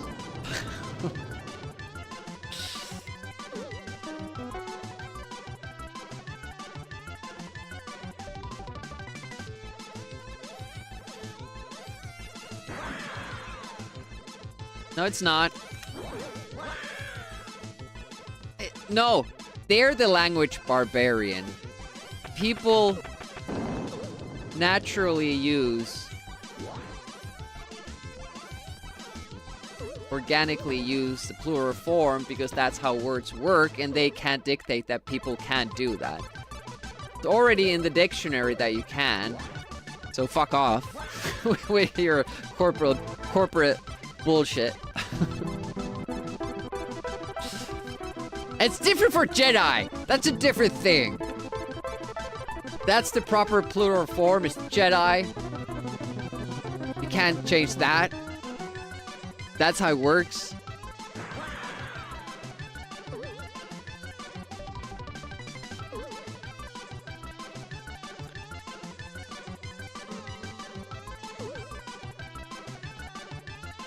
Look at this corporate shill. He's also capitalizing the word every time, even if you're talking about a singular Lego brick.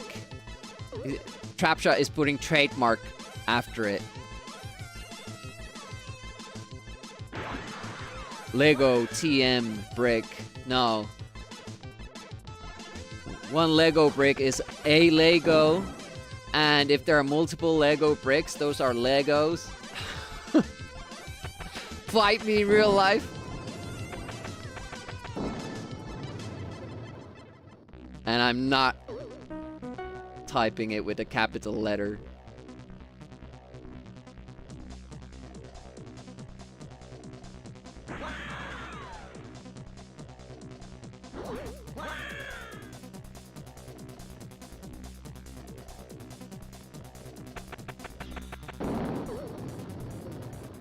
This is one of the harder things about English to grasp when I was a kid, that Jedi plural isn't Jedis.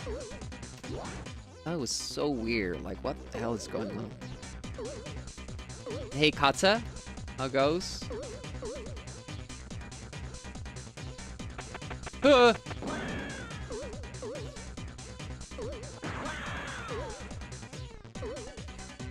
We're talking about Legos and Jedis.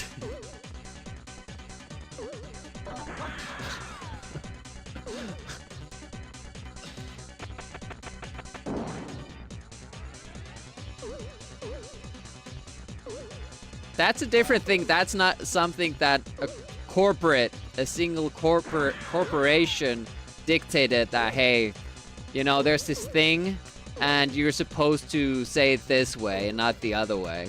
Like, that's just English.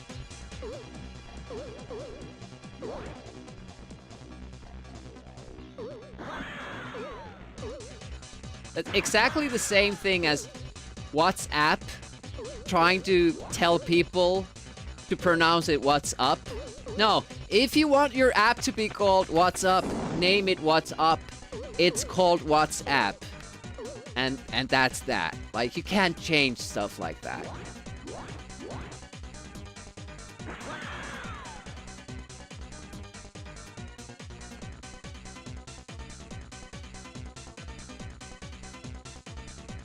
Always gonna call it WhatsApp.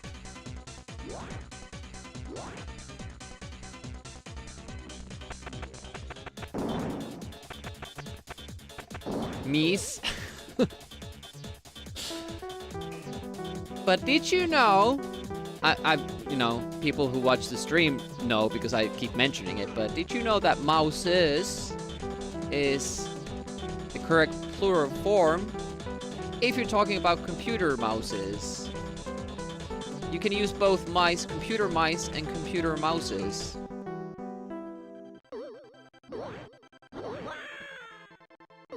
And I often, when I'm talking about computer mouses, I really emphasize saying mouses, and I keep hoping that somebody is like, actually the plural form of mouse is mice. And then I can like say, actually. Yeah, you don't know how one gets up from that. You know, it's close enough, so you have to do it. Keyboardses. Filthy fat little hobbitses.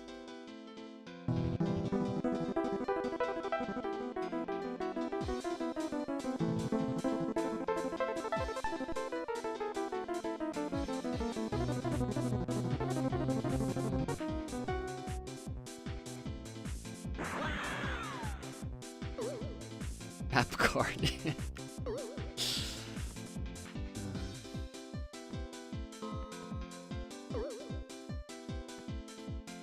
I mean, I'm not a native speaker, so I shouldn't have a say in that, but at the same time, like, there's no one proper form of English spoken differently around the globe, different areas.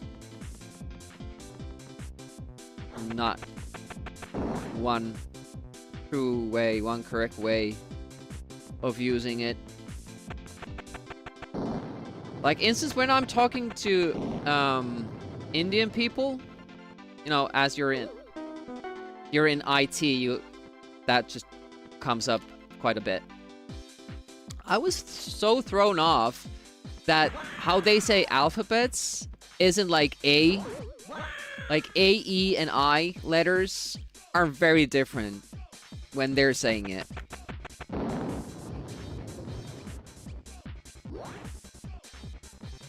So when you ask them to spell something, you might still not get it.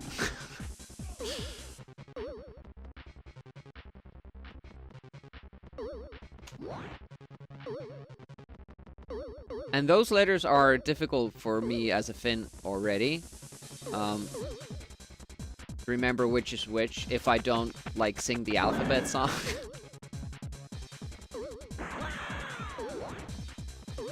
Oh, wow! Multiple mistakes there. Like, where did the spear come from? I went way too close to that. Interestingly, English didn't used to have one correct spelling, so people spelled words all over the place, even same page. Yeah, I guess that's how, like, wouldn't that be how all languages come about? Like, Finnish wasn't standardized that long ago. We used to use C instead of K. We used to use W instead of the normal V.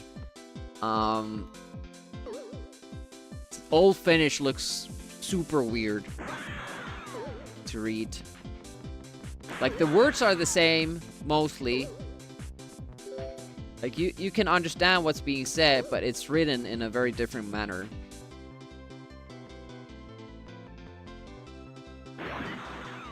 That's because, you know, written Finnish didn't exist until relatively recently.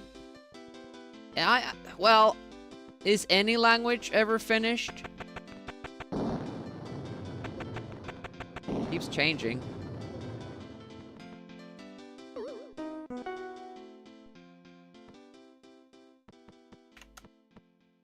It was a good realignment. Thought the memes written in old Finnish, you know.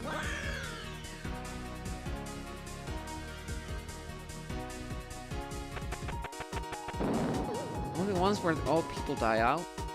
That's true. Those languages are finished.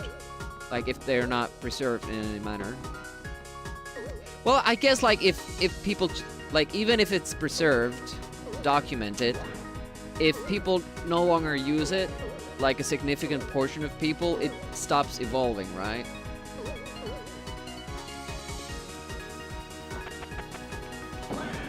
Hello. That was a really good bottom dude, if I can't say that. Hey, Condo Man.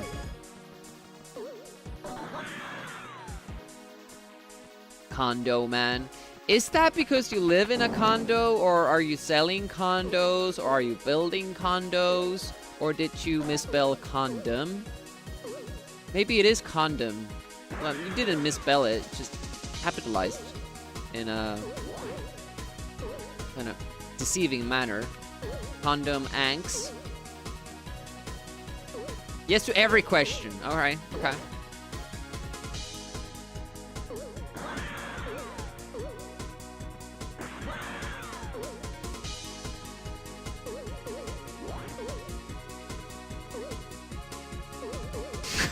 Great superhero. You know what his superpower is? He prevents supervillains from being born because he makes people use condoms. It's like the most powerful superhero ever. Prevents supervillains from being born. Stops crime before it ever can happen.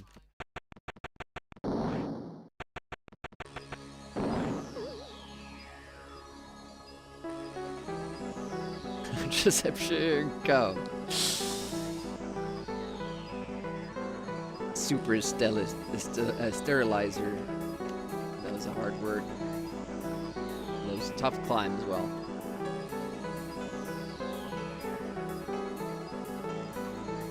Little double music here whenever we get through a level. Won't last for long though. Already we're probably like a second behind because of that ladder mishap. And that's where the 8 seconds comes from. Little mistakes like that. Alright. Remember what you shoot, the Egyptian. I didn't do like a perfect run, like I had those diagonals when climbing ladders and all that. The 8-second faster run that I'm talking about. It just didn't have any like glaring big mistakes in it. Just playing normally and not having mistakes. So it should be attainable.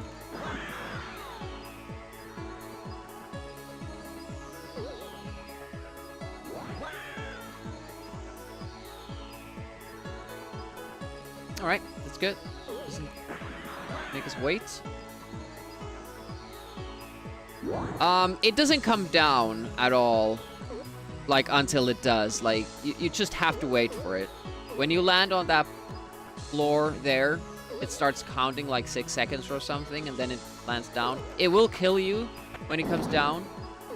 And if you don't go over it when it comes down, there's no way to get past that again. You'll just die if you touch the block.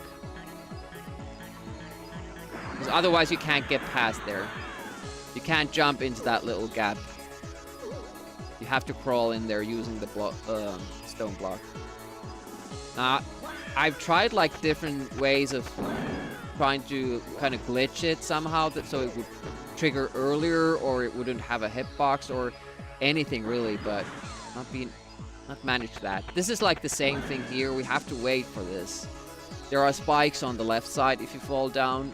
You can't drop underneath this block, so you seemingly can't glitch it out. And then there's one more block down here that also has this annoying weight in the middle here.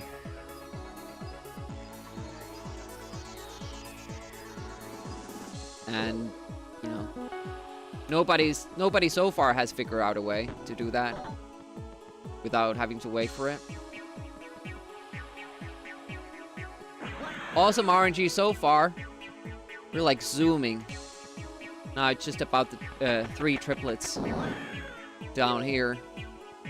Probably not gonna go well. Crazy speedrunners indeed. Please don't come there. Oh, fuck. Everybody's there. Oh, that wasn't a big delay. That wasn't a big delay.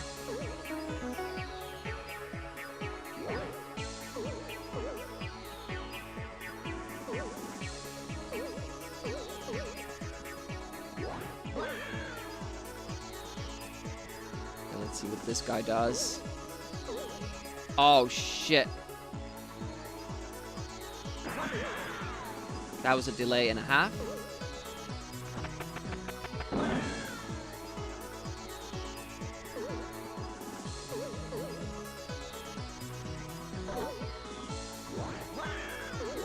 That's the worst when you have to wait that guy to come down, and then you have to wait for the other guy to give you space. You must have lost like 2-3 seconds more. It wasn't good. Now we would have to get the ladder on our first try.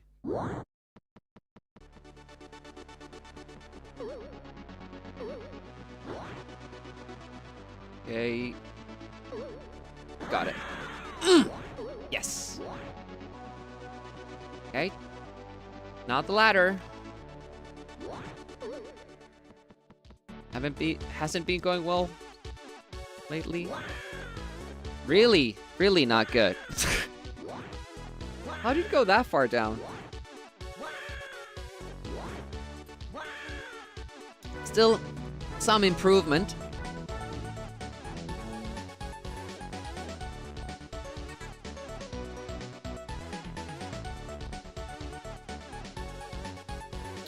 It's just too bad that I have to like play for 2 hours until things start going.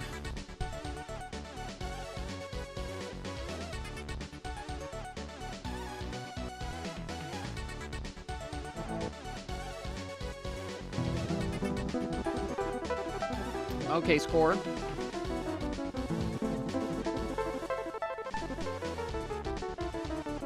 You haven't made it to level 3 yet. Otherwise, that was good pace up until the moment where the basically last RNG that you have to worry about happened.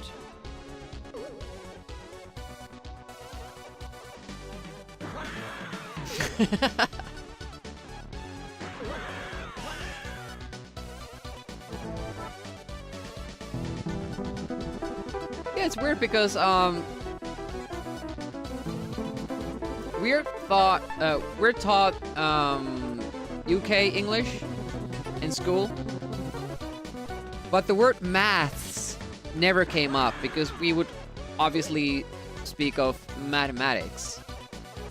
So the short version we would learn from American TV shows, which is math without the S.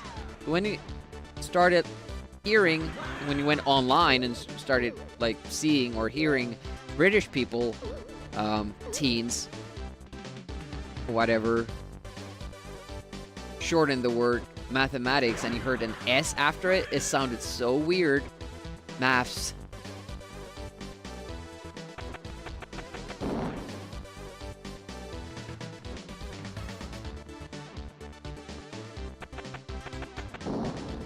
And that's why, like, my English is like a mixture of both American English.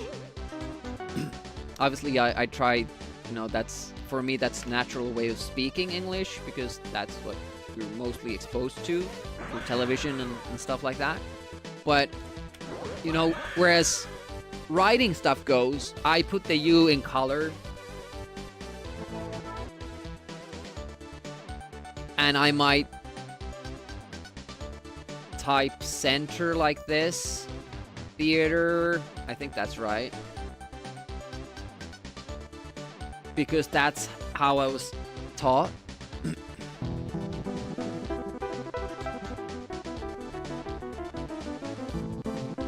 it feels really weird leaving the U out from, you know, certain words. But then there are words like cancelled, and I have no idea which is the UK version and which is the American version, like which one has 2 L's. In my opinion, like, it looks better when it has 2 L's.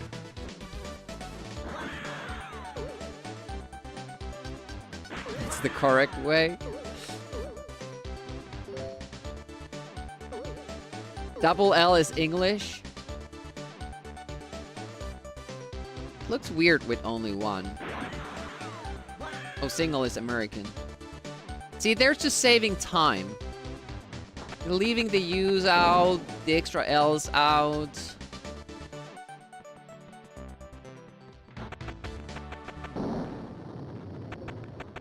Then you have the word aluminum. Which is like, also like a big time saver. Aluminium.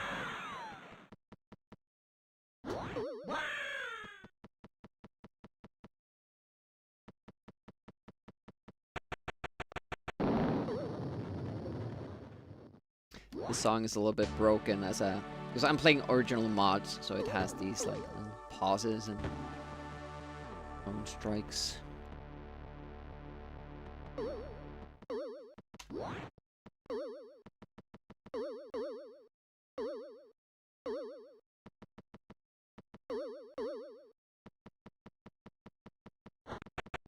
That's, one thing was too much to ask, yeah. But it's because it's in the, you know, beer cans. So you use it every day.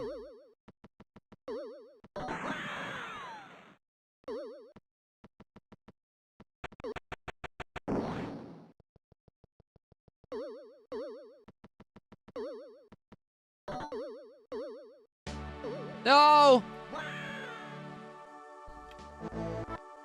Damn it. Go again. Now, mind you, the biggest, you know, segment, viewer segment in this channel is American.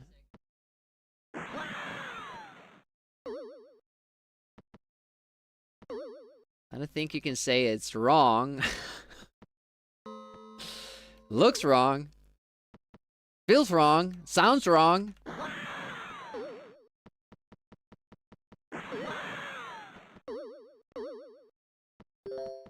I'm still waiting for the transparent aluminum that was promised in Star Trek.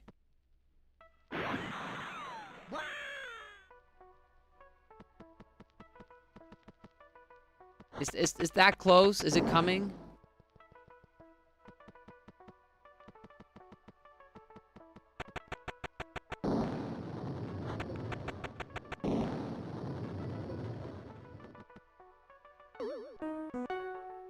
Watching an Amiga game? I don't know.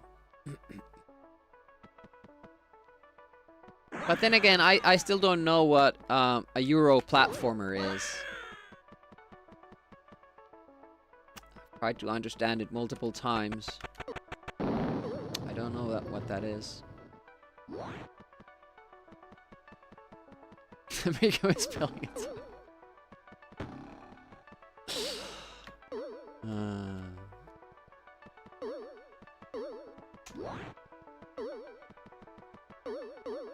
But then, like, you have other stuff. Like, it's really unnatural for me to call flashlight a torch. Like, that just seems weird. Not a torch, mate.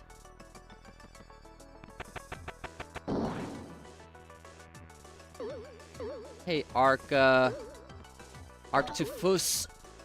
Arctifus? What's all the fuss about?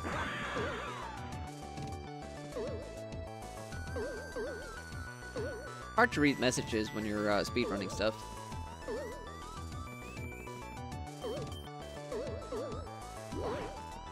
Oh, there is transparent aluminum. Aluminum.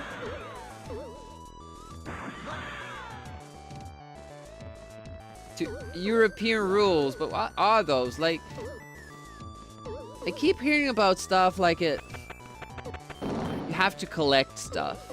Okay, so Donkey Kong 64 is a Euro platformer, right? Every game where you have to collect stuff to open the exit, that's a Euro platformer. Now, obviously not. Alright, what's the next thing?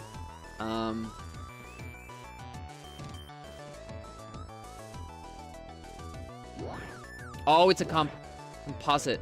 Okay.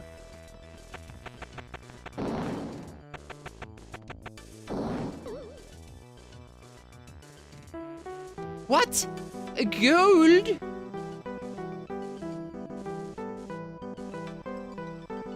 Yeah, but the thing is that it can't be just Euro platformer because it was made in Europe.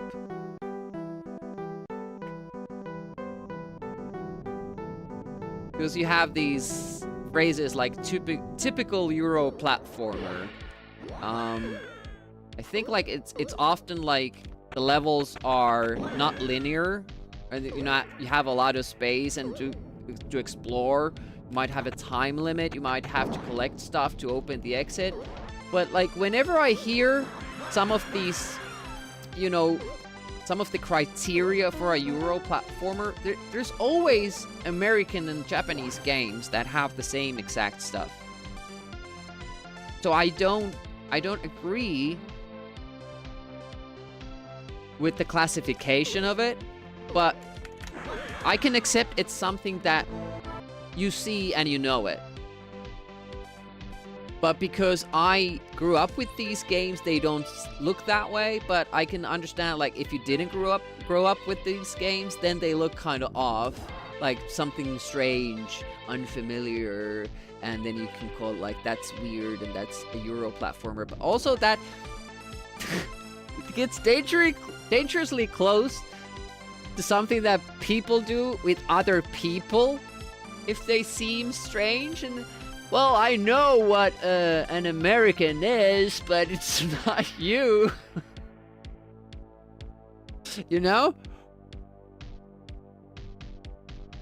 Sluggish. I know multiple American and Japanese platformers that are sluggish, and not all European platformers are sluggish.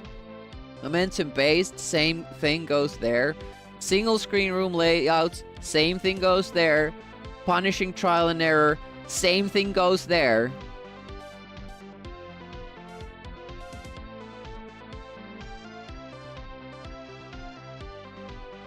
Yeah, I don't think there's that much of a difference between Japanese and European platformers or video games, like if you look at the big picture. But Americans got to see the Japanese ones and grew up with them.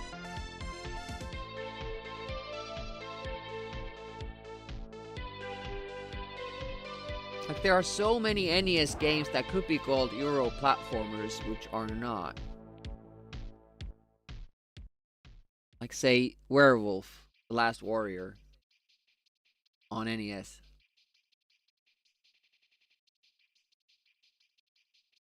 You think Star Control 2 is not a European platformer? That's an unpopular big statement right there. JRPG is made in Japan. But you can have, you know, JRPG styled games, I guess. British platform would be ZX Spectrum. Yeah, I've never heard of that before I came on Twitch.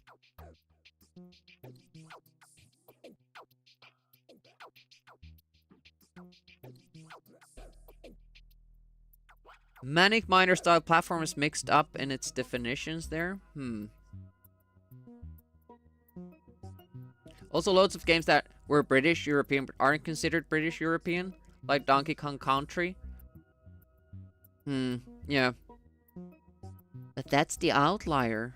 So many games mechanics copying in the game industry, especially for the popular ones, region-based classification does not make sense anymore. But you do feel that it made sense at some point. I mean, there's a certain characteristic about Polish Amiga games that could make you clump all those together as their own genre. But I don't think it would be fair to the games. Yeah, that's true, Trapshot, as well. It's used as a derogatory, like, adjective. Sorry. And guess that's what pisses me off about it, because they're like making up this term that can't be really that well defined and using it as just an insult to basically all European games. Like, all European games are like this, and they're stupid and they're bad. Compared to our games and Japanese games. And feels dishonest to me. Yeah.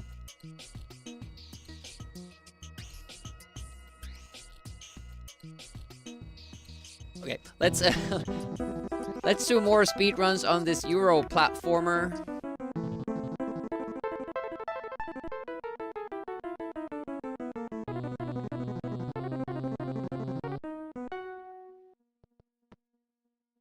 And there's no way I could call this sluggish because the controls are impeccable, awesome, fast, tight. We don't have to collect anything to open the exit. But look at this, look at this. Single screen! Single screen! It's not like the arcade games ever did that, like Rainbow Islands, Bobble Bobble, Pang, Buster Bros, you know, Rotland.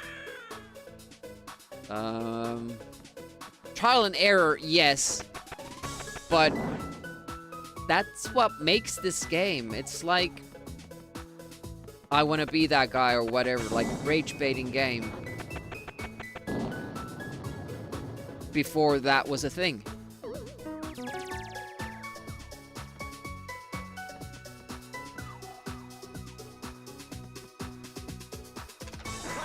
It's hordes of American viewers.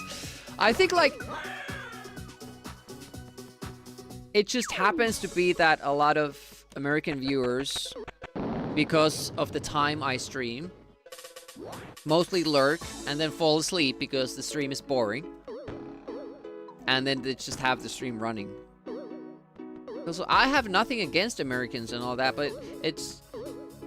And I hope it doesn't come off that way either. I just don't like the term Euro platform because nobody seems to be able to define it in a meaningful way.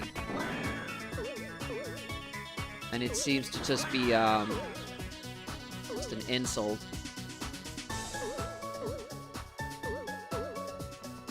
I mean, I'm not judging all NES games based on the bad ones, for instance. And I like some of the janky ones that a lot of other people don't like. Werewolf, Total Recall. Oh, okay, we made it.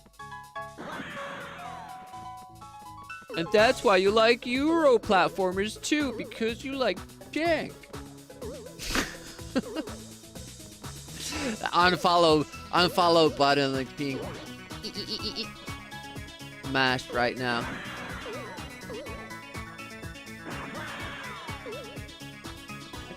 That's not my... not what I'm saying, though.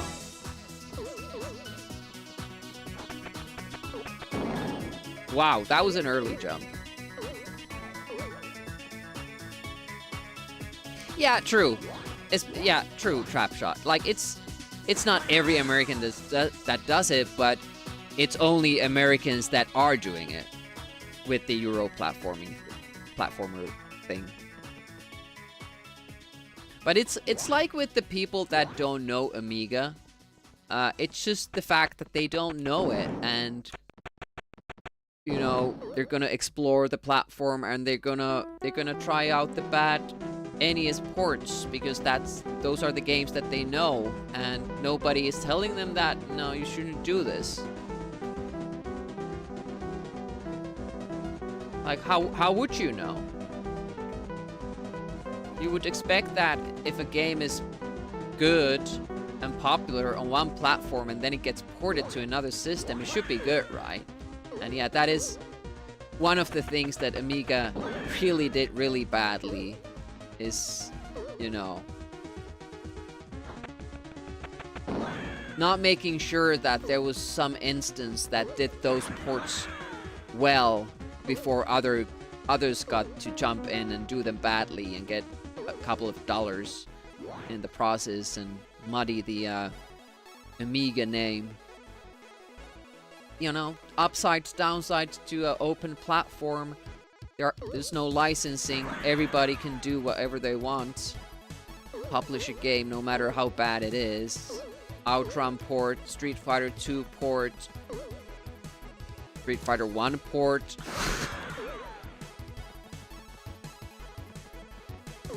In, you know, some sense, I wish that Amiga was somewhat somewhat close to a platform. But I guess more of that fault falls to the people who kind of sold that IP. The instances that made all these bad ports. It's not the platform's fault, really.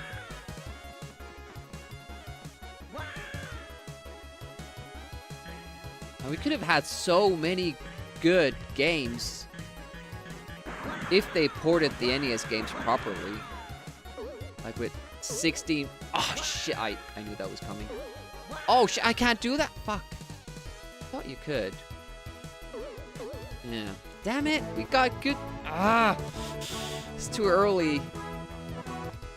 It's better to be too late than too early there. Well.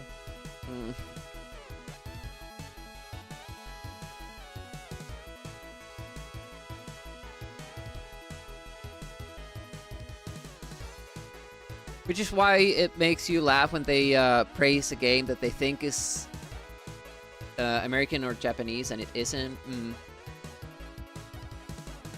For example, you remember you heard a streamer before say British games are not good whilst they were playing Star Fox on Super Nintendo. Designed and made possible by Argonaut. Yeah. And it's just sad that those people are usually like very vocal about themselves. Hey, Daz. It then spent ages talking about pre-ordering the latest Grand Theft Auto. Should we play the bad PC arcade ports instead? No. Generally, you don't want to play any ports on Amiga. But also, incidentally, some of those ones that I mentioned are really good ones. Parasol Stars, Bobble Bobble, Rainbow Islands, Buster Bros, which is Pang on Amiga, Rotland. Great arcade ports. Definitely better than what they were on NES for some of those, or even Super Nintendo. Rainbow Islands on NES is weird. Both versions, NTSC and PAL as well. 31C midday? How much do we have? 21. Okay, it's a warmer day today. The Amiga thing makes you laugh because it's an American machine. So it's the one time when the rest of the world are saying, wow, this American product is great.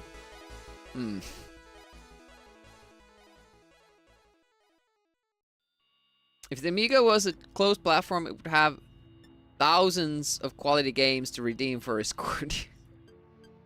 Yeah, you would have, yeah. It would probably have missed out on so many good classics, good games, and for sure, the very good PD ones. PD titles. So many good PD titles.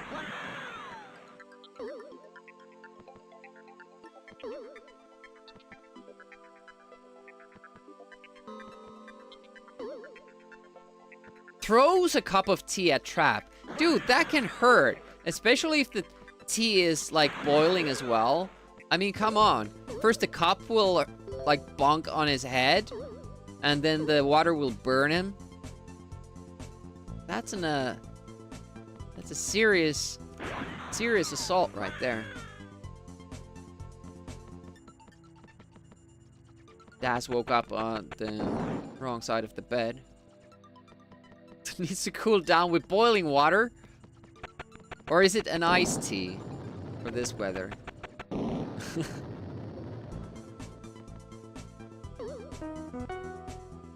Hello. Hey, Packby. Good morning. How hot is it in Spain?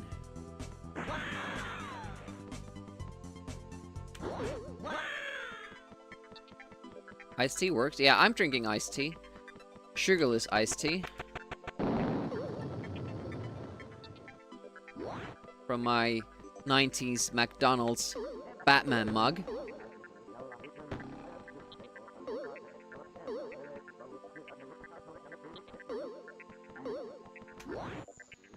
Getting a break. Started cloudy. 37 expected. Yeah, I just said that it's 21 here. Probably won't get too much warmer. I think like we're regressing here. I'm looking forward to tomorrow. We might finally beat the Mega Drive version of Jim Power, but then we have to beat it on hard mode, and then we have to beat the new version as well. But that should be easier since supposedly it has hit points. I'm not sure if that's really a thing, but maybe that's only a thing for the Super Nintendo version, but we'll see. I'm working, like, if you don't know, I'm working through all Jim Power games. We're beating every single one of them. We're almost done with the original ones. We're currently on the Mega Drive version that was not released. The last one of the original ones. We've done Amiga, Atari ST, Amstrad CPC, TurboGrafx or PC Engine, Super Nintendo.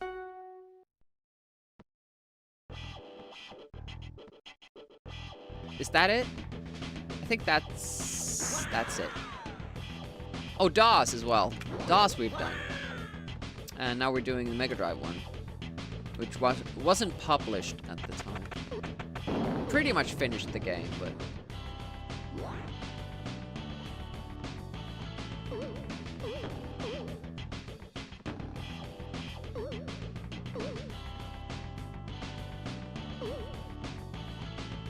I'm missing important chat, it seems.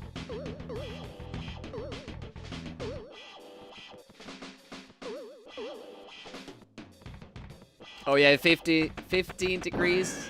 People already wearing their summer clothes. Yeah, it's usually like 22, 23 degrees, and people will be showing a lot of skin. Oh man, I almost jumped over that dude accidentally. It seems like you could.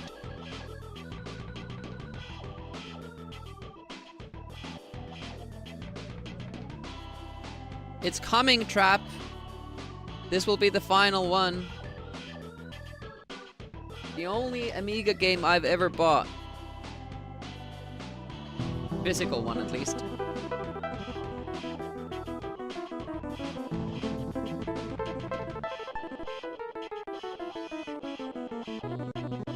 Pop-up bug. That would be nice.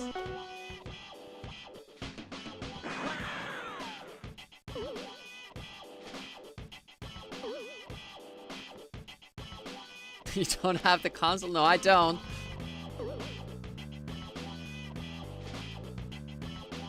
But they weren't selling a digital version, so I have to dump that disc and use that play on an emulator.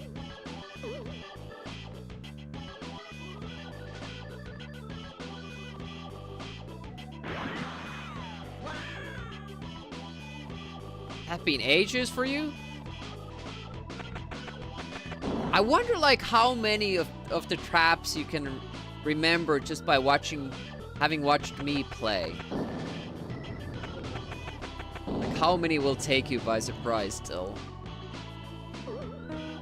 Amiga August games have been decided pretty much, but we won't be revealing them until the sneak peek preview stream. Oh, I bought it just a few days ago. Well, like, I guess I bought it like a month ago, and I got it like a few days ago.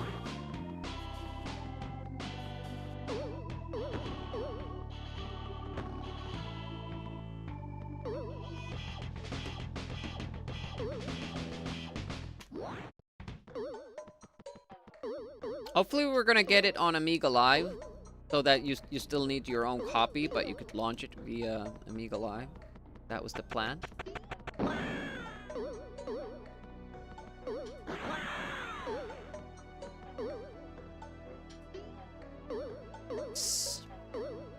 Hard part's over.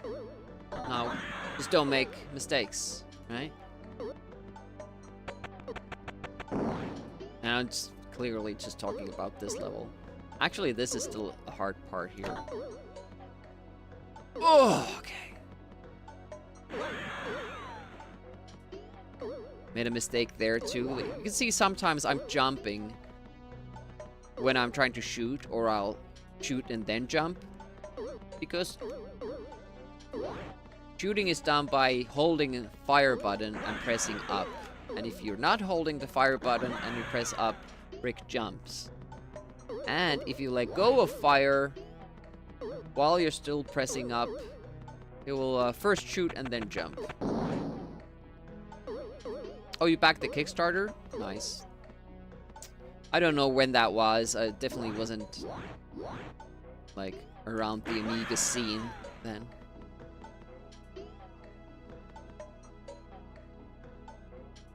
Very chill music now.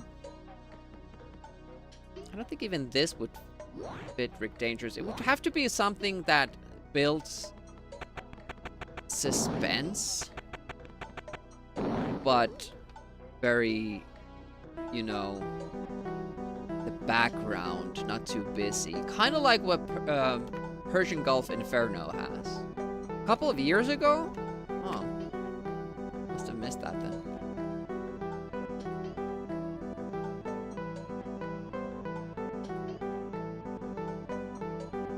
It's so good that I saw that one of the other runners, that they did that side movement there.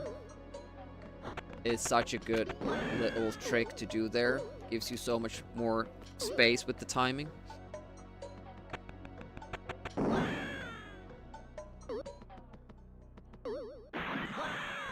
I'm trying to remember, like, when I actually started using Twitch a lot. Started with Amiga Live, and then I started watching Dan Linden do his Sunday Amiga streams. That was mostly what I was doing on Twitch.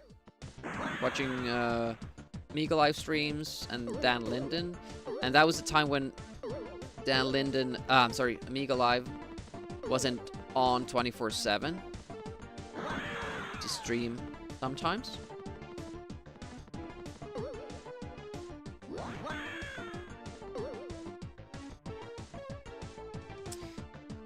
Alright, we have a shot here, actually having a run. We will see how the triplets go if we make it there. Have to be a little bit careful here. This climb. I keep being like 1 pixel away from death. Hat is scraping those spikes. Don't know why I keep doing that. Alright, see the pattern and be ready if we die. Plan B. Looking good. We have a run.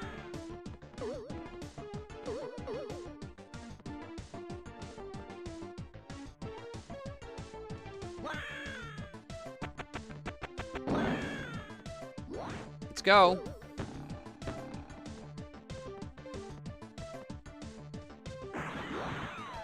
Good movement there. All right. Get ready to kiss the wall. We got relatively far with the first life. Nice. Boop.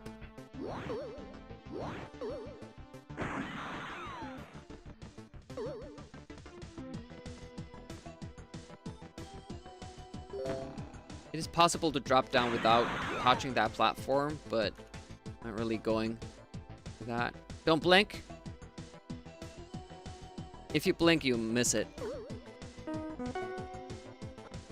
Nice, that was really good. Fast. All right, let's see what this guy does. Or has done. No, he's occupying. Ah! He was walking away, then he turned. Ugh. That single guy can just ruin the run.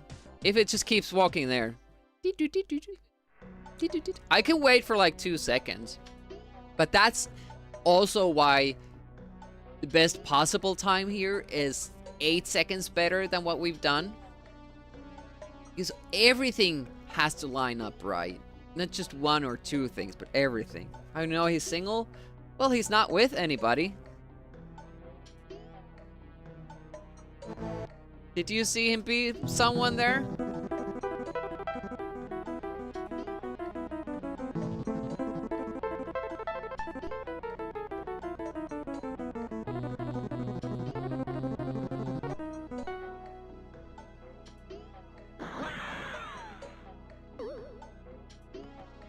I can tell you where I think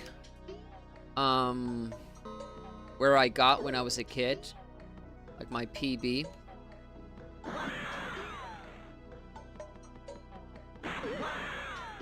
Long distance relationship. I'm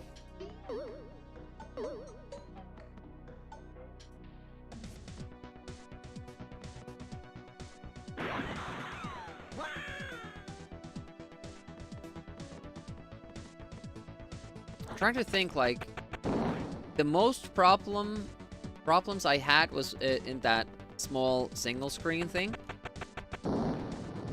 Shut up, trap. Always took a lot of lives to work your way through that. Good realignment. Good enough.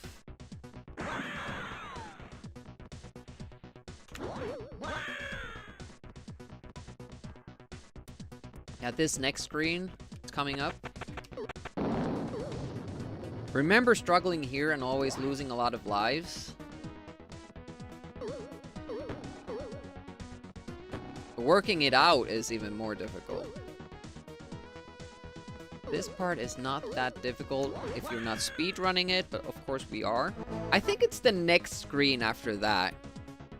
Like, I would always run out of lives.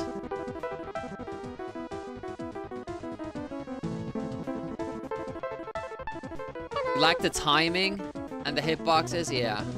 You know the traps, but... And also, like, there are traps where you can't see. And then when you do it a little bit differently than what I'm doing it, but how I'm doing it, then suddenly there's a trap that you've never seen. It's also interesting.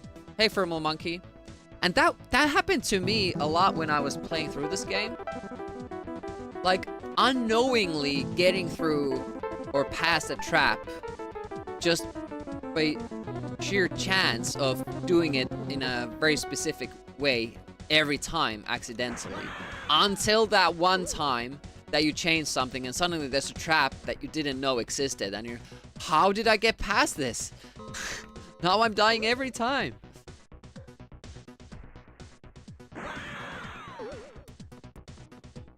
Like with some falls, you have to hug a specific wall when falling down, and if you're in the center or hugging the wrong wall, you die because there are like spikes that come off from the wall. And it's really confusing when it starts happening in a place where you thought you had figured it out. Thanks for the good luck. We really haven't been lucky today. Compared to yesterday, these runs have been shit.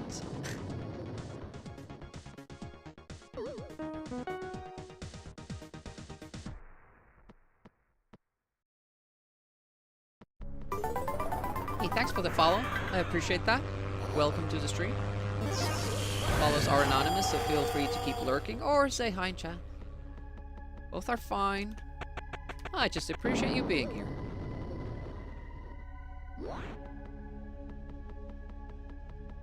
Ooh, the jump was way too early. Holy shit. Okay, try to do this now. Got it. Then hug the right side. Nice. Had dynamite. Oh, waited too long! And mistake with the climb. That was time loss, but I'm not gonna reset. We're gonna try speed it up now. Hopefully get back some of the time we lost by playing a little bit more dangerously. Oh, look at that. It's a pleasant day for everybody. If you weren't having a pleasant day, this should help.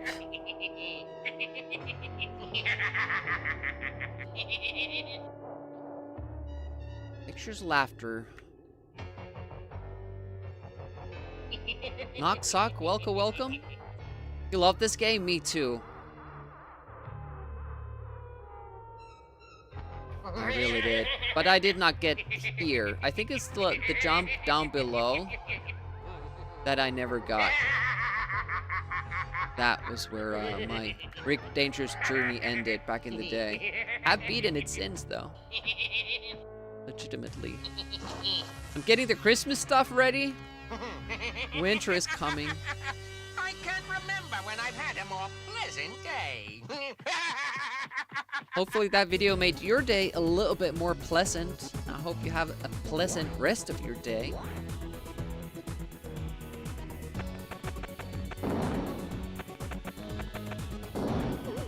Okay, what was the time? Oh, pretty good, actually. Despite that jumping mistake, that climbing mistake, we almost hit a gold. We probably could have. So gold time could still be better, is what I'm getting from that.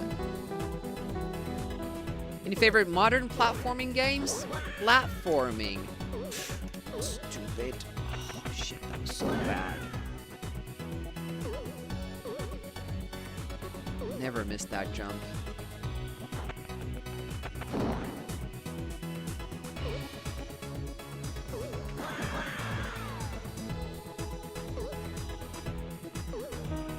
No idea how much that set us back. But it must be a lot. Have I even played any modern platforming games? If you don't count like 3D games. One of my most recent buys was Ghost Runner. And I guess that's 3D platforming. Axiom Verge is kind of like platform. It's a Metroidvania, but it's one of my favorite games ever.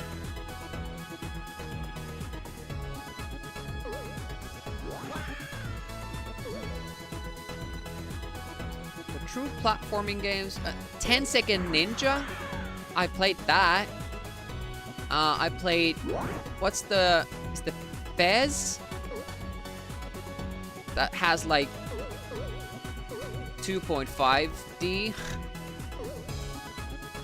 Played that, that was fun. Oh, and Hue. I played Hue. That could be a modern platforming game. Story driven. Don't come out here. Stay away. Don't! You bitch.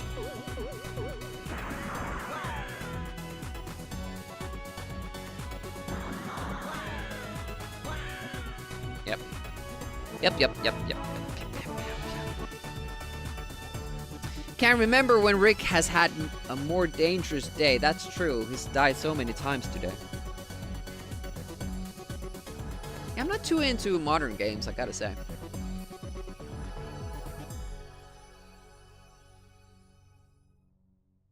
But that being said, my favorite game ever has to be The Witness.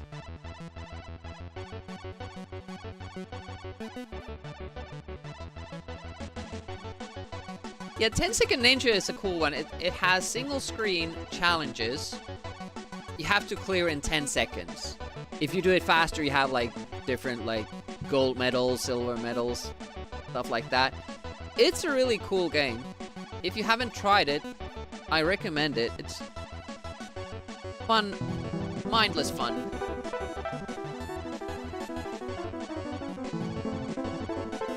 Wet nurse? What? What did I say?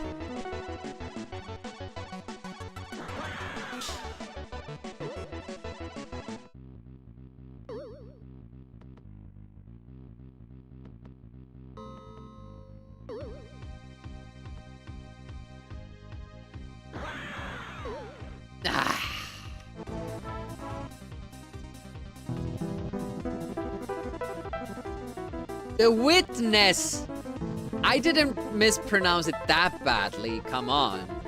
Witness. The Witness.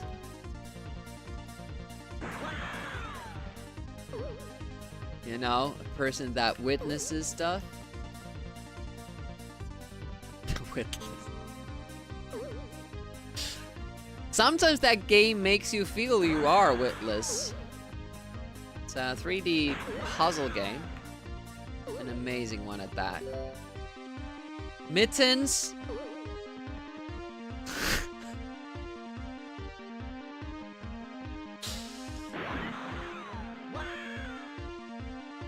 Witness the witless.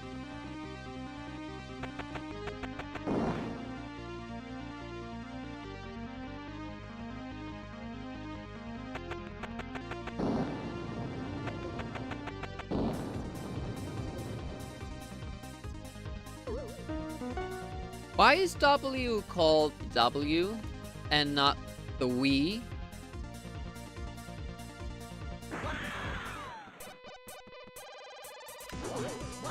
W makes no sense.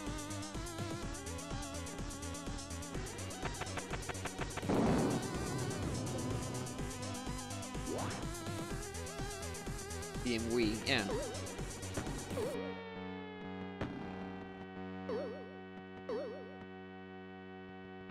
It's a double V is what it is. That's what it's called in Finnish too. 𝑣𝑴𝑰𝑮𝑨. We don't use it anymore, but we recognize it's there. Some surnames have it.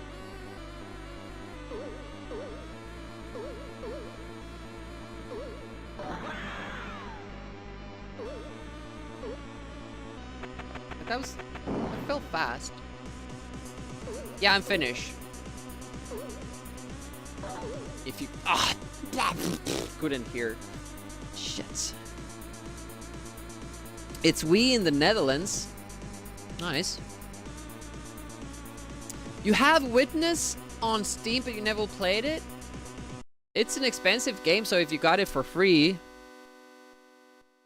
congratulations. And also, if you paid money for it, why the hell aren't you playing it? It's a very, I've learned, a very Myst inspired game. I've never played Myst games, but I do love The Witness. So maybe I should give it a try.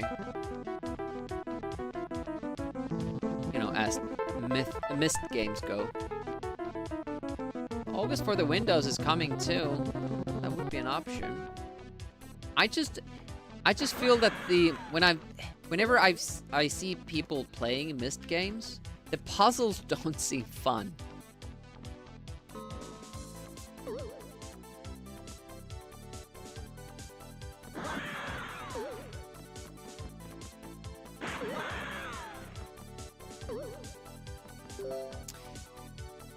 You're from Norway?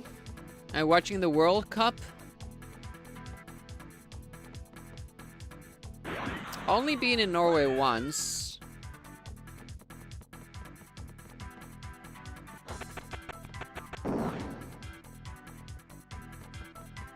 The very north part. Drove there from Finland. Spent like 2 weeks there. One summer. Good time.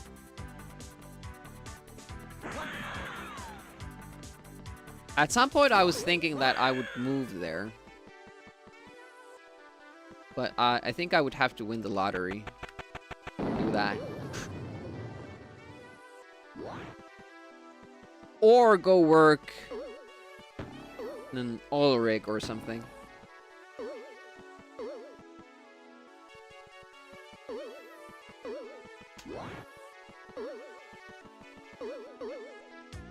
Yep. It can cost a lot. Like, on sale it can be like 40, and I think full price, is it 60? It was 60 at some point.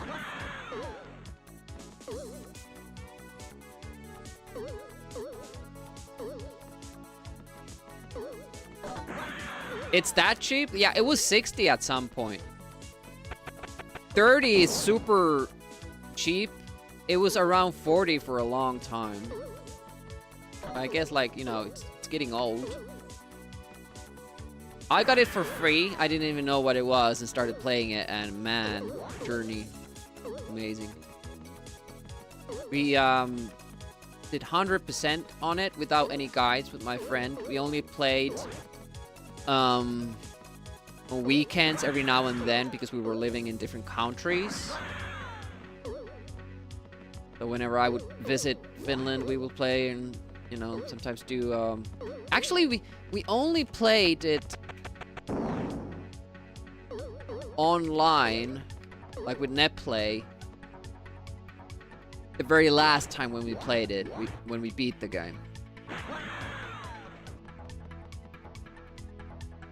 Maybe it has a reputation. I never once saw it being that cheap that you're talking about.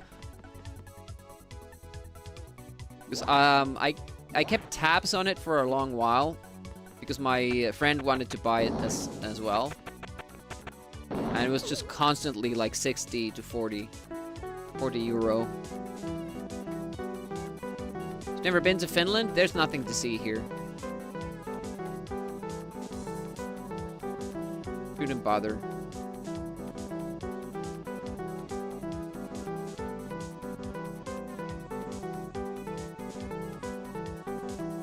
Difficult against England? I'm not sure.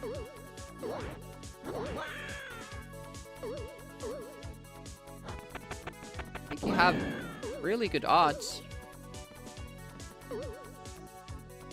Second try you got. Wow. Good job, Packby.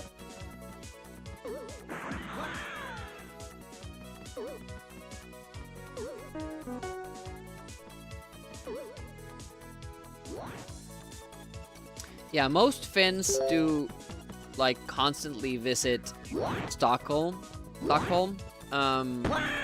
with the cruise ships. They might not go in, like, step outside ship, but technically they're in Stockholm. But not that many Finns actually visit Norway. Like, it has to be like this specially planned trip. Almost cleared level 1. Yeah. That's not bad at all. It also takes some resource management not to get soft locked at the end. I mean, 2 dynamites there. Alright, let's see how this goes. We're slowly building more consistency with getting here, but we're still getting shitty luck with these guys. Here we go, we have a run. Let's go. And I have to pee. But let's PB instead.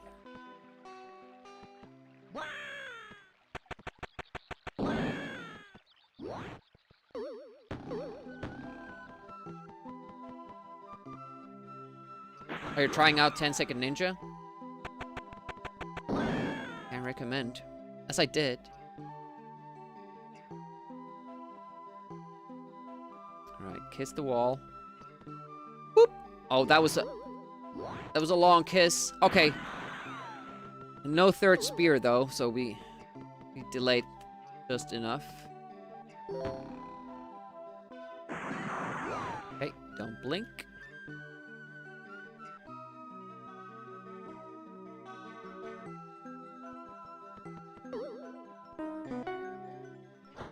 Ah, why did I poke so many times? Well, minimal delay.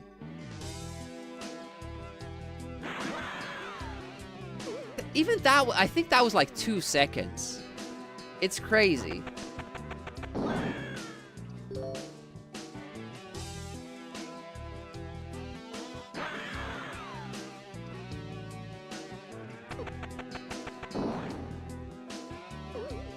Please go away.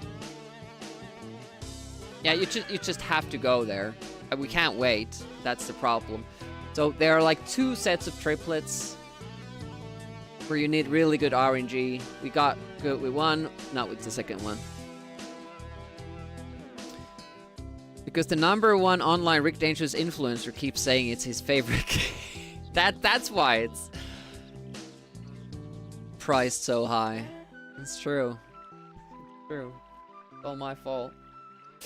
I'm gonna take another break, but we'll get back here. Because it's not going that badly. We're just getting shit RNG. No. Every run could be the run. I'm gonna try to a very short break.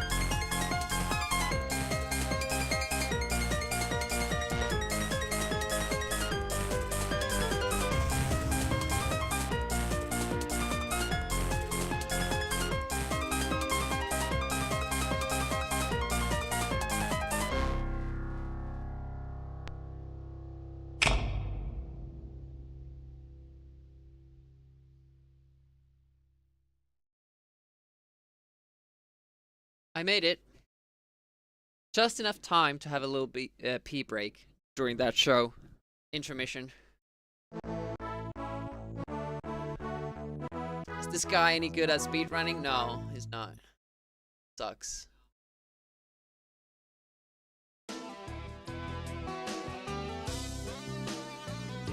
Let's go again.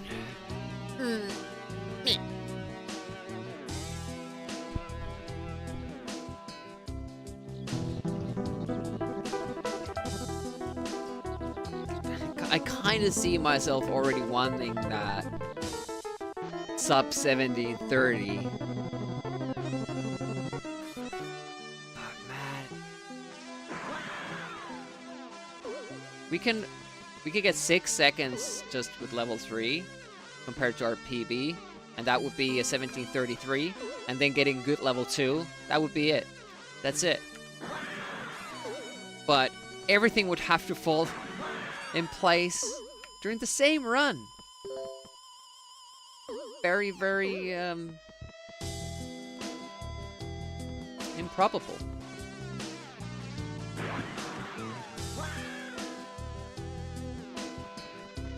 But I'm still having fun playing this game, which is the important part. It's a great game. Controls are great, graphics are great. The only thing is lacking is the music, but you don't really... When you're playing this as a first playthrough, like normally, not speedrunning, that doesn't really bother you, because there are so many sounds, and the silence also kind of... It amplifies the gotcha moments, the surprises when a trap kills you, and you're like, ah! Those would be like... not as big moments if it had music constantly. I think Rick Dangerous 2 is worse in that manner because they take away the jump sound. There's no jump sound in that game. And I bet it's because the first level is so loud with the explosions, which was not necessary. So they figured that, okay, too much shit going on. Ow, damn it! That guy's a pest.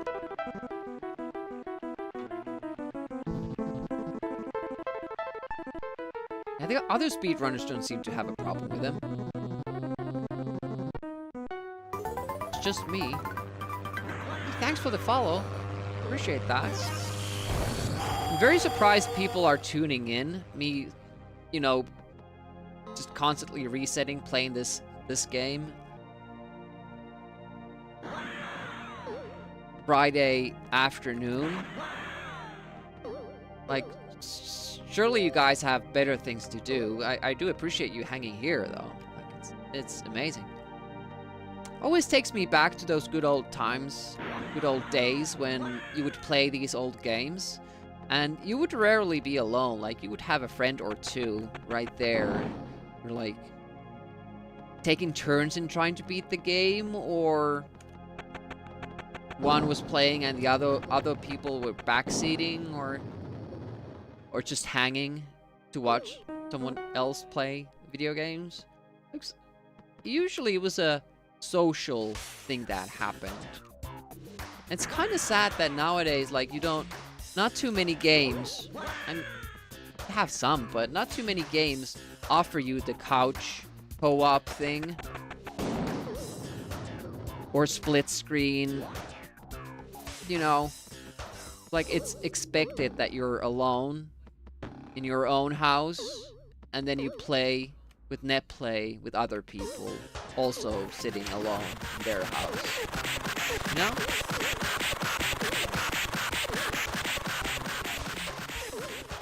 And I gotta say that I never did that too much. And that's why Trapshark can beat games, and he's good at games, because he did that. He actually, like, practiced games and kept trying to become better at them and keep beating them. And I would just play for 15 minutes, talk shit with my friend at the same time, and then change the game when I died. That's why I never became a god-tier gamer.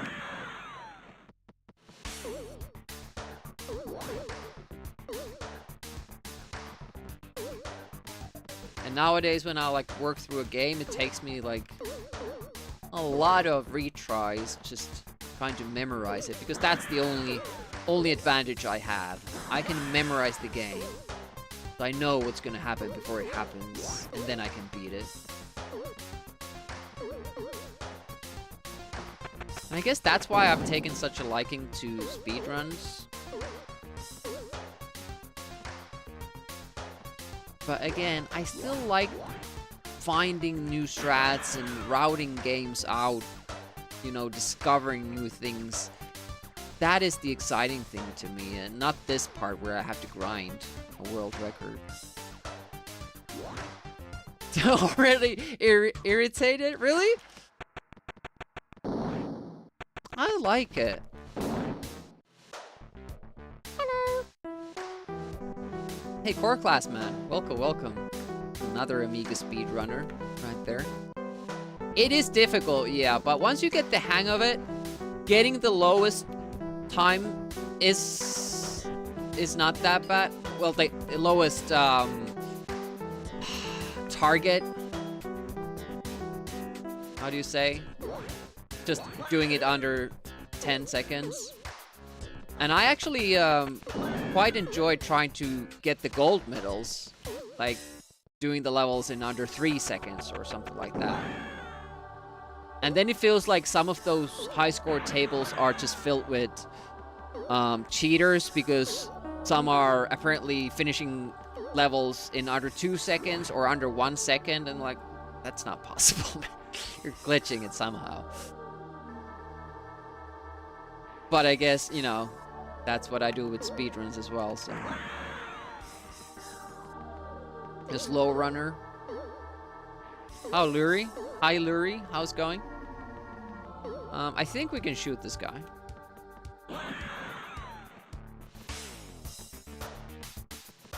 Yeah, it's like, especially for... Oh, wow. I stopped midair because I was scared. Especially for me, like, shmups are like that.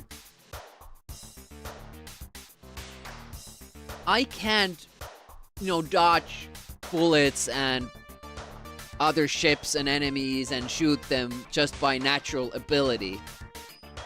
I have to memorize the pattern, what happens, and then next time I'm ready. That's my only weapon. So if a shmup is RNG, I can't do it. I can't beat it, sorry. I can't even play it. Knuckle Chat from Norwegian developer Rain Games? I haven't heard of... What kind of game is Knuckle Chat?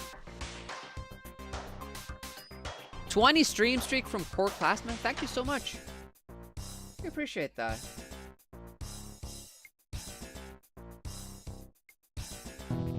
Man, I'm so amped up for the weekend just because of the games I get to play.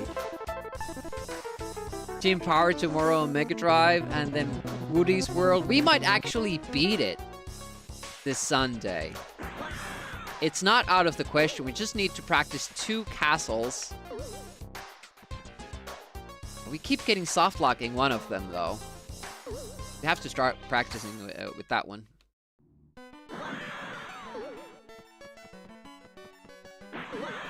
Damn it.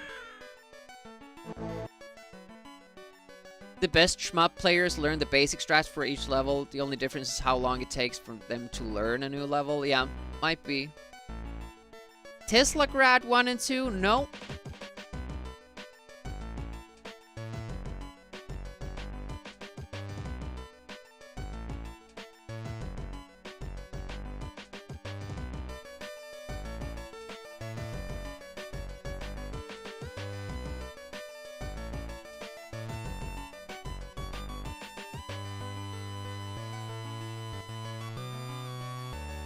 I'll check those out later.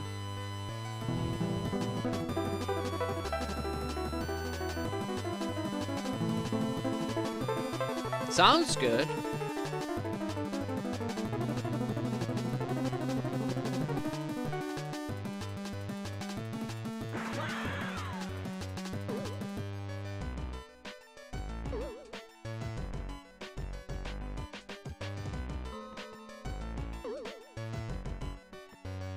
Well, I just don't have the natural ability. Like, I get...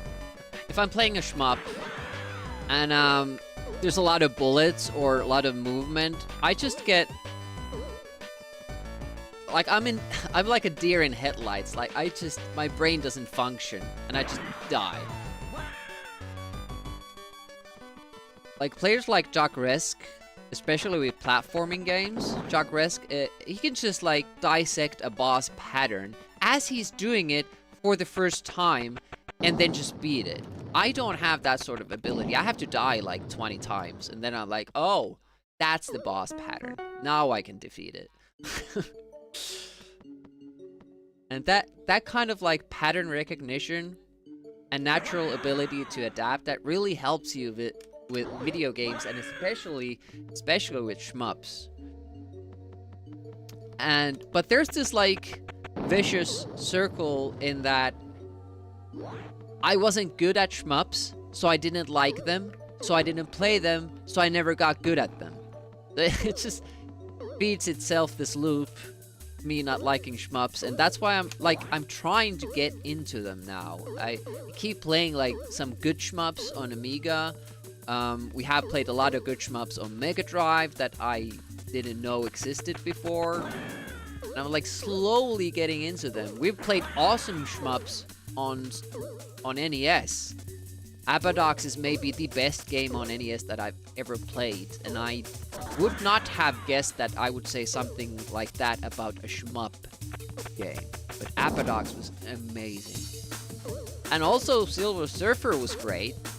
The reputation that game has because of 𝑨𝑴𝑰𝑮𝑨 is total bull. It's not a difficult game.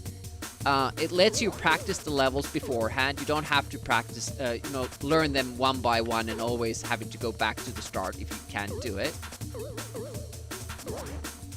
And it's actually, it gets easier. You practice them without power-ups. But then when you're doing a full run, you will have the power-ups. So it'll be much much easier to actually do it. I don't know why people say that's a hard game. Like, I can't do shmups, and I didn't find that difficult.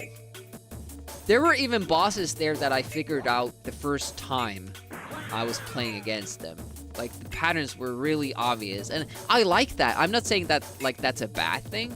I really like that game, but the reputation it has, being like a super, super difficult game, no, it's not.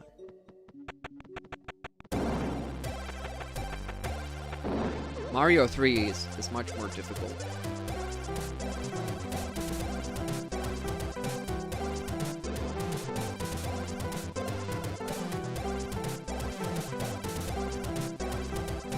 Oh, I'm comparing myself with even better players? Yeah, I don't know about that.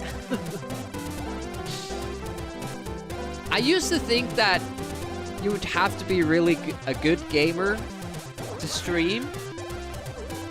It turns out that that's not it. That's not the main point.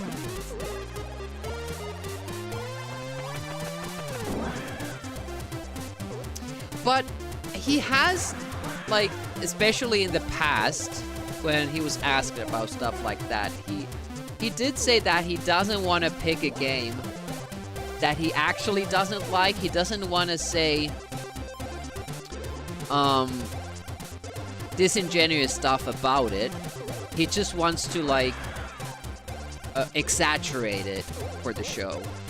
Like, he said that he wouldn't deliberately play badly to make the game seem more difficult or make it seem like the game has bad controls.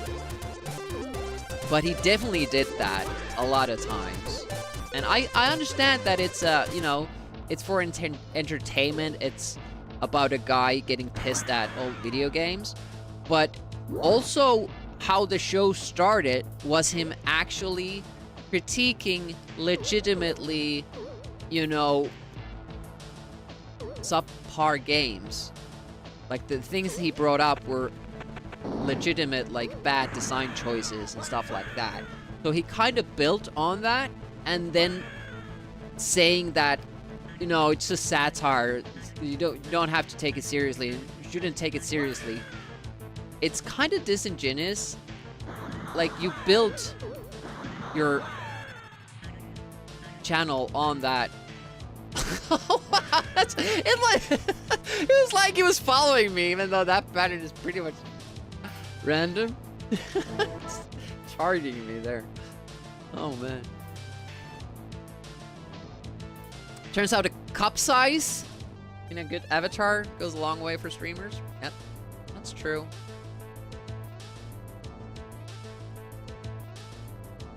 There's always Mike Matei, who's really into games. You having said that, one of my favorite episodes is his very first one. And I'm sure Mike Matei had nothing to do with that. There isn't like this obscene amount of cursing. Yeah, Castlevania 2.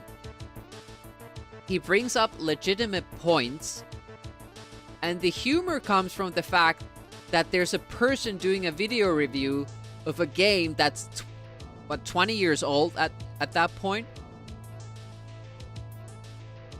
And, like, actually, you know, reviewing it as if it were, like a new game and he wants his money back.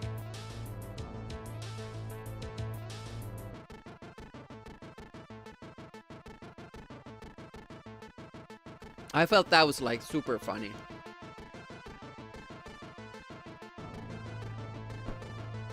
And not the diarrhea stuff.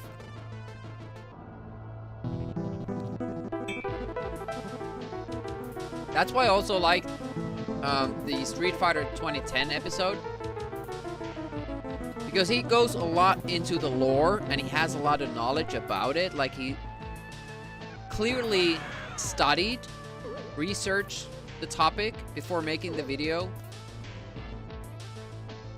And, like, he has the exact same experience, which I think like it's a valid experience when you're playing that game, that when you first started out, the controls are super shit. The game doesn't let you practice them, it just throws you in the middle of a battle.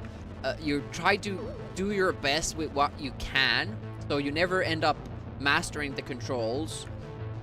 Until the end, where the game forces you to master the controls, fighting all these different bosses with a time limit as well. And it is super satisfying to get through it. And that's kind of how the episode goes. Like, first he's super annoyed by the game because of all the bad things it does, but it kind of does redeem itself in the end with the experience of actually beating it. That's a really good episode, and it doesn't have too much of that diarrhea shit, toilet humor in it either. And I feel like it's sincere and legitimate, and you know,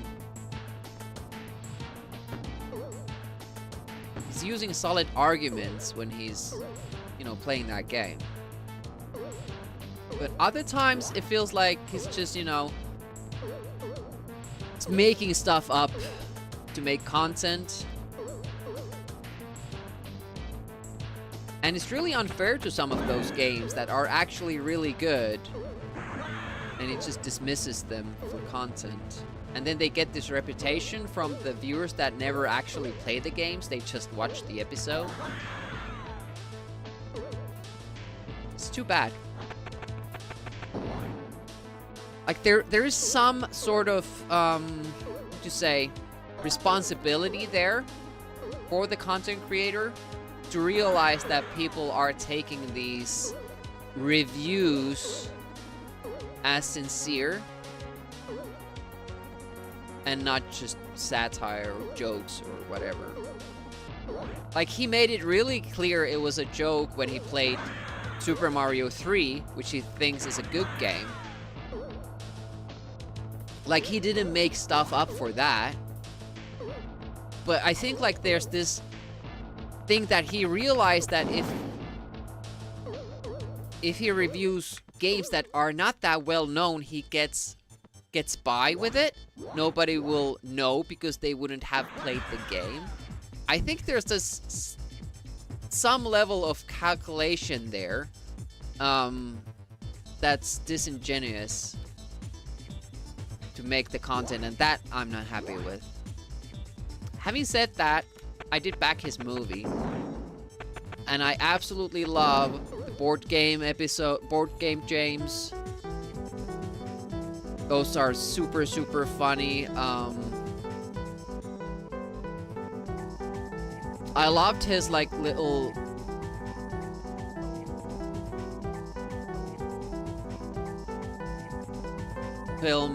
mini-film, short movie about the dinosaur he remembered from growing up at the local playground.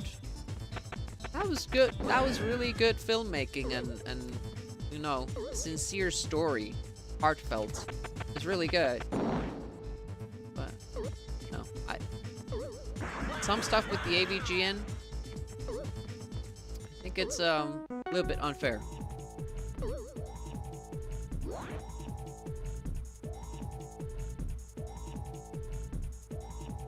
And I'm missing a lot of messages, but I will get back to them once I fail this run. Just that I can't really read too complex stuff.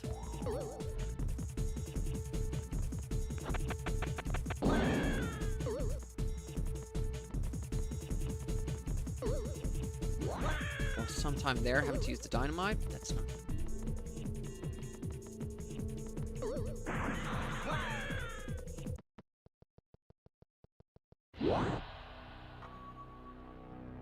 I was really into dinosaurs back in the day, but not specifically Jurassic Park, I don't think. I did read the books. Saw the first movie, then read both books, then saw the second movie.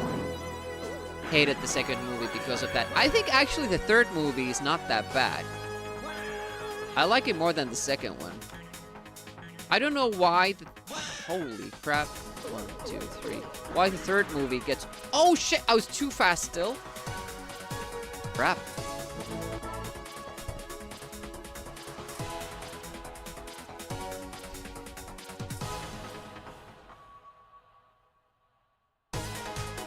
Let's look it up to be sure. Rolf did that first episode on his own. Maybe he's more into games when he was younger. The early episodes are the better ones, yeah. Oh yeah, the Trespasser episode. I felt like just shitting on a really... like this... cutting... game that was supposed to be cutting edge and had some very original ideas and all that. A lot of work poured into it, and then they just had to ship it before it was finished. Now, while that is unfair to the developer, I think it's fair to, you know, trash on the game when it comes to the publisher.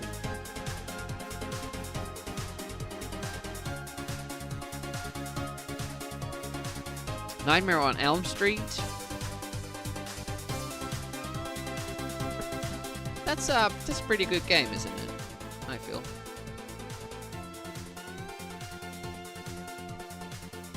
Movie 2 got infamous, then movie 3 in the series had a rough time. The story is much better in the third one. But seeing the second movie after reading the second book was such a disappointment. I don't, like, really understand how they got that wrong. But also, like, if you read the first book, that's much better than the first movie as well. It's not that the first movie is bad, but the book is so much better. Yeah, like, that's my gripe, I guess. Like, he sometimes criticizes actually good games disingenuously, and then they get this reputation, and then people won't play it. I would have loved, and I would still love to see a similar content creator doing reviews for old games, and then sitting down with someone from the developer team to actually ask and have them answer the question, what were you thinking? Because sometimes it's like, what could they have been thinking? Like, what was up? Why did they make this thing in this game? Like, it would have been awesome without this one thing, and then you added this, and now it sucks. Why did you do it? You know? And it would still be possible for most retro games. Like, these guys are still kicking about for the most part because they were young when they were doing these. Obviously, some of them have died,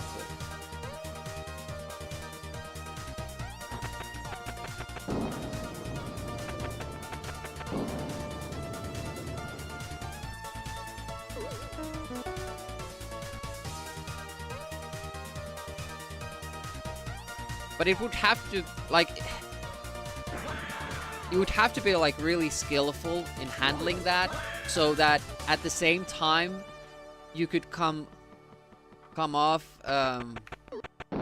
as, like, genuinely interested and keen to learn while still being appreciative of what the devs did, and at the same time being frustrated in a funny way to the audience, like, with how, you know, bad the game is, or whatever. Like, maybe the dev wouldn't want to sit in that chair if you're, like, shitting on his game, or, you know, hitting on their game. Sorry, I always default to the masculine form because we don't have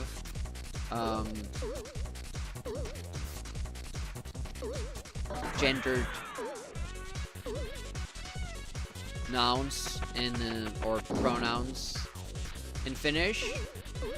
So when I would be learning English, I would be mostly talking about myself, and I'm a male, so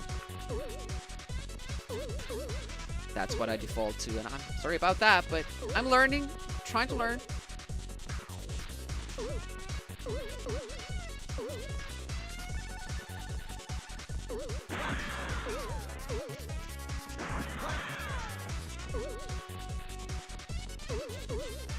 Yeah, but I would be like happy with that. Sorry, I couldn't read the whole message, but if it was like a publisher call, you know, make this little change in your game so that it sells better, or that it's a little bit tougher to beat so people don't beat it instantly. Those are legitimate, you know, reasons to do something.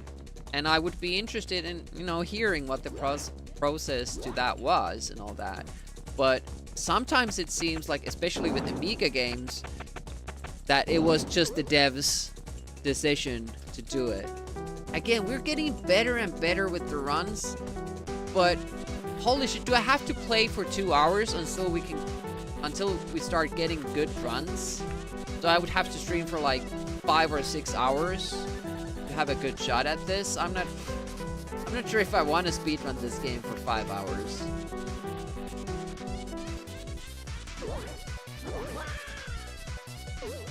Yeah, well, like, obviously I'm mostly talking about Amiga games, but also NES games. Also NES games.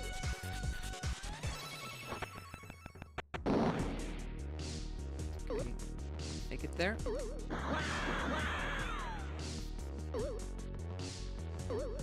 Remember, now we have to do the dynamite kill again.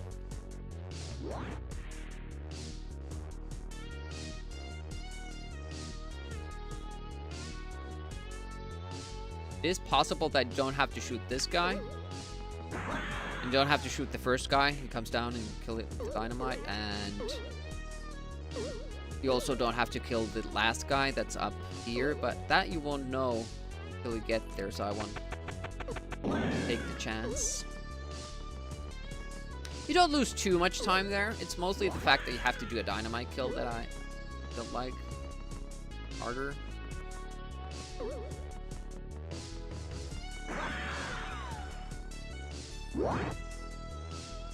Yeah, and I feel like Team 17 made that mistake many times.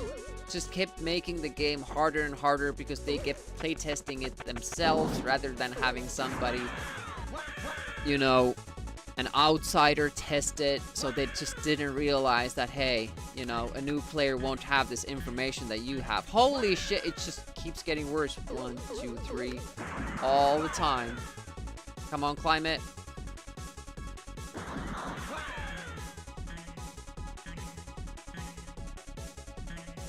Why are you not? Why are you climbing it now? You bitch. It just can't get rid of the ladder. Wait a minute, if I jump, is it better?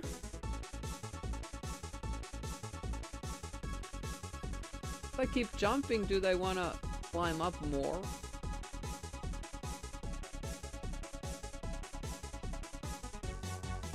I'm now thinking, like, if I climb up and then drop down and shoot them, because they would be on the ladder and climbing down. If I catch them, they would still have to climb up the ladder, though, and that's random. On the other hand, most of them start at the ladder. I'm gonna have to investigate this. Give me a moment.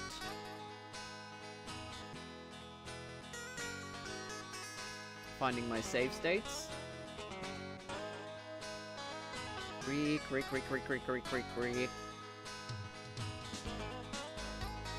Level 2. Good day, mate. Hey, Nefo. Welcome.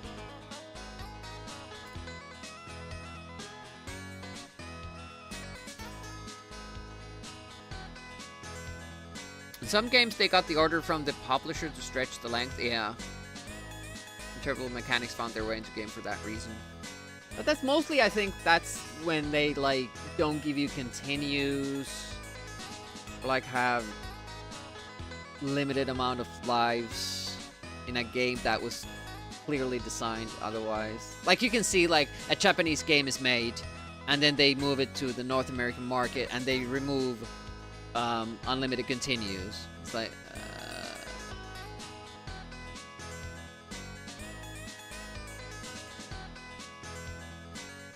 for this, alright, here we go. So, if I were to jump up here, I can't get down fast enough.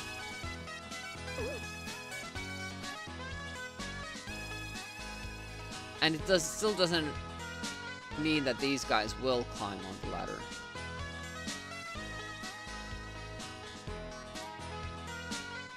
What if I keep jumping? Does that change the situation? No, they can still just come here. Okay. I just wanted to check. Twitch Papa's telling me how amazing it is. You've watched videos. This is your 4th time this week you're watching 𝑨𝑴𝑰𝑮𝑨. This is your 47th consecutive stream you watch Retro 𝑨𝑴𝑰𝑮𝑨. Get more points, points, points, flowers, streaks, flowers, points. Thank you for the 5 stream streak. Appreciate that. It's a little bit...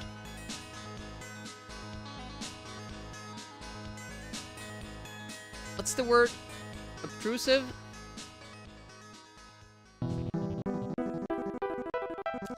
Let me just watch the channel and chat.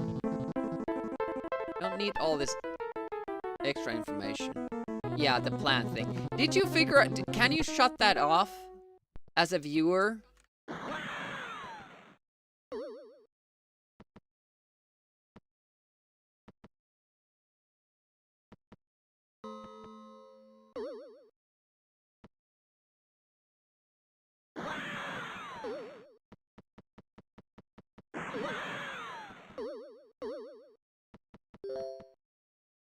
Yeah, some of the best games, like this one. It's, you know, mainly designed by one guy, but obviously there are many others in the project designing the levels and the traps and the mechanics and stuff like that. But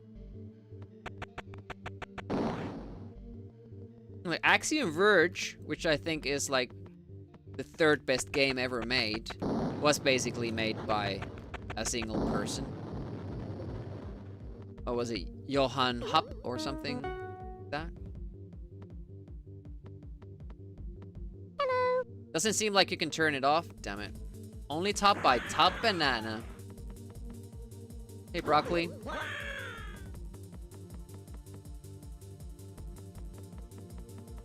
Some games definitely, like, I've commented on them, like, they feel like suddenly another person is doing a level or designing a level.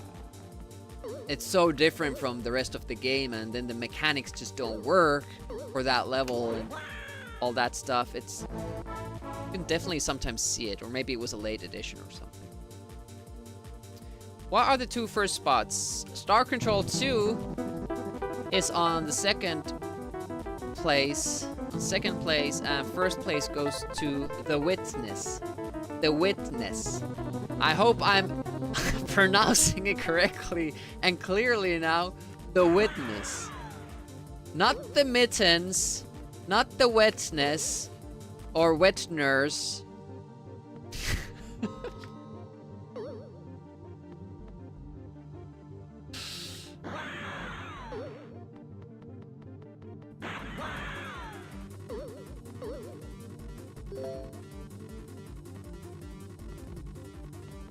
It's a Myst-inspired 3D puzzle game, which is amazing.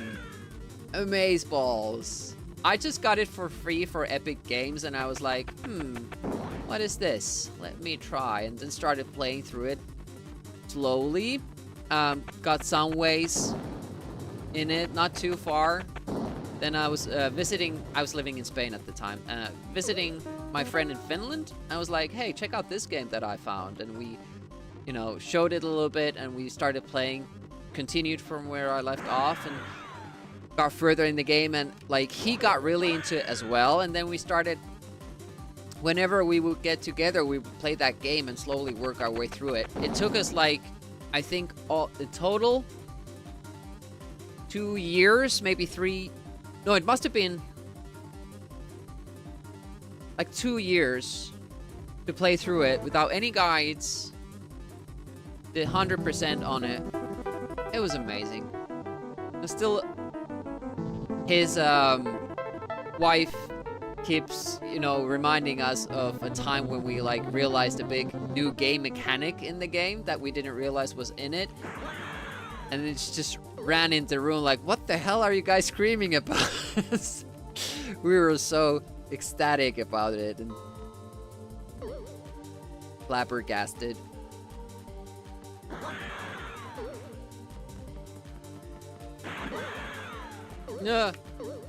Yeah, puzzles on an island. Yeah, exactly that.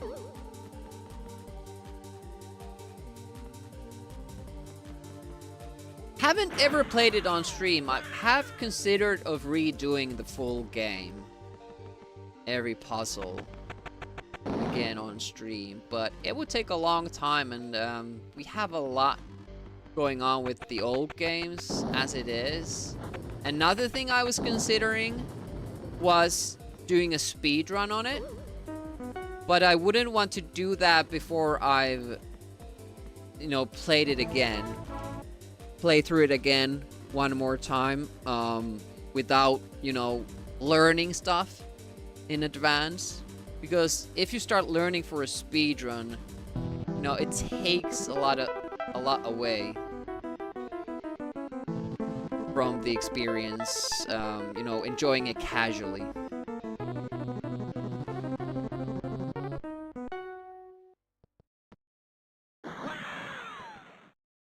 It's just, it's not just the experience there, like, the puzzles are downright super well designed. The story is immersive.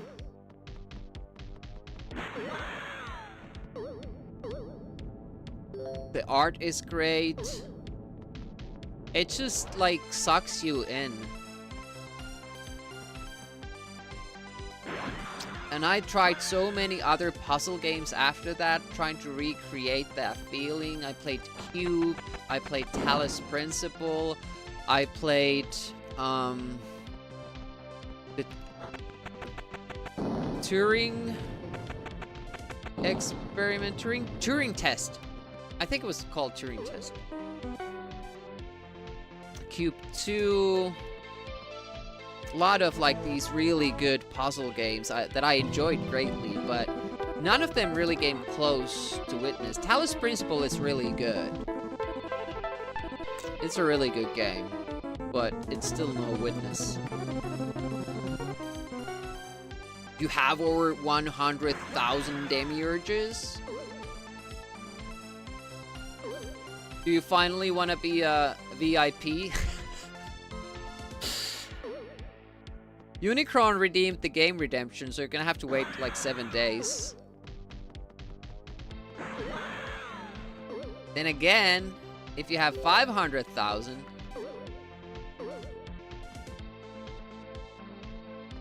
Archipelagos? No.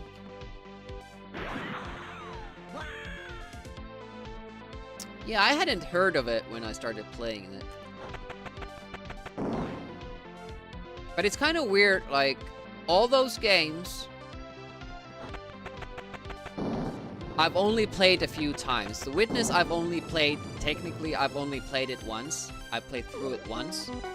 Axiom Verge I played through twice. Once on normal. Well, I guess I kept pushing for 100% and then I did it on hard as well.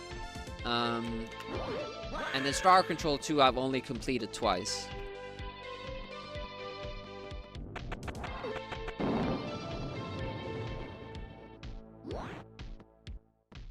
But it's like the single player experience is so good and well built.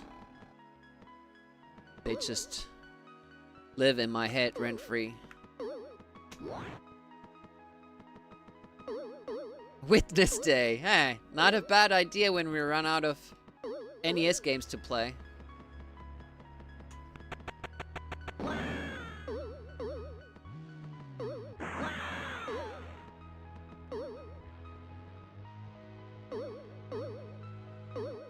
I would still struggle with the puzzles today.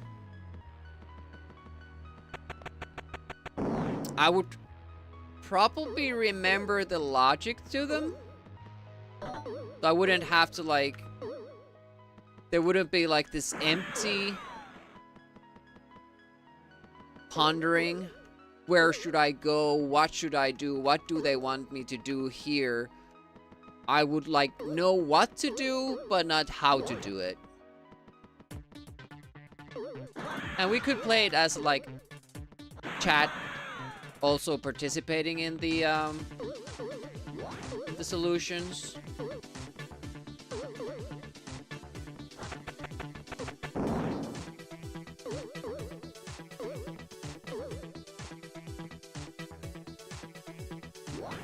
What does that emote entail? Like, can't really see what's going on there.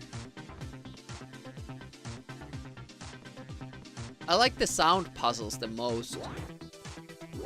They took the longest time to kind of even understand it. Also the color, the flower puzzles, those were cool. Made you... Oh, okay. We didn't really experience that.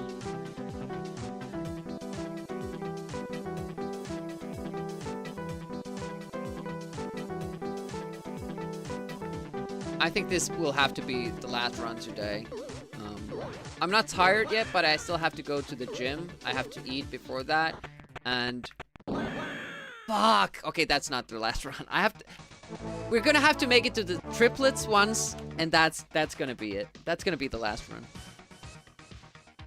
Flipping a cookie.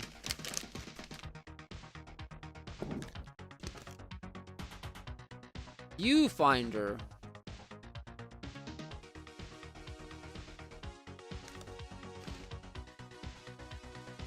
There's still a couple of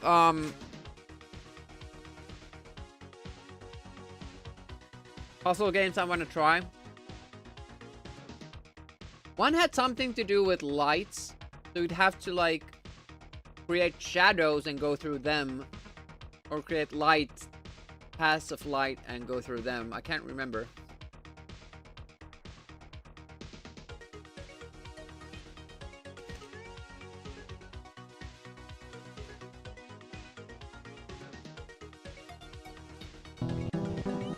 I have it on my wish list somewhere.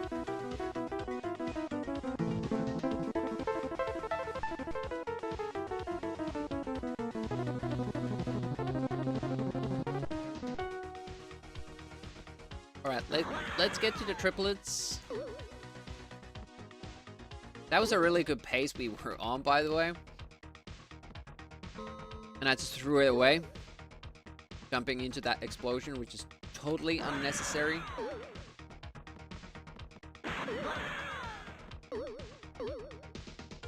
We haven't made it to level 3 today. We were close, but then I did a dummy.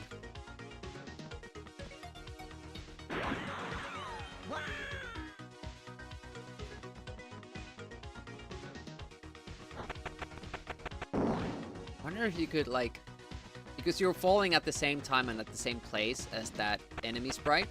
I wonder if you could glitch it so that you would fall through the whole level with the enemy sprite.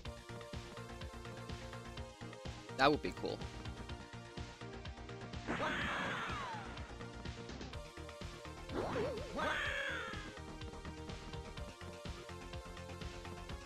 By the way, if you're interested in... What? The hitbox remains after the graphic changes. They fixed that for Rick Dangerous too.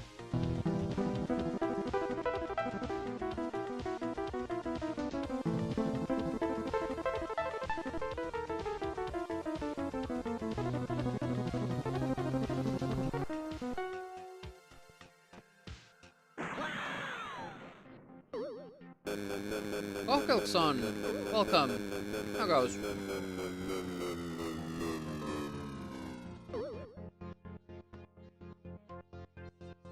Haven't missed anything today.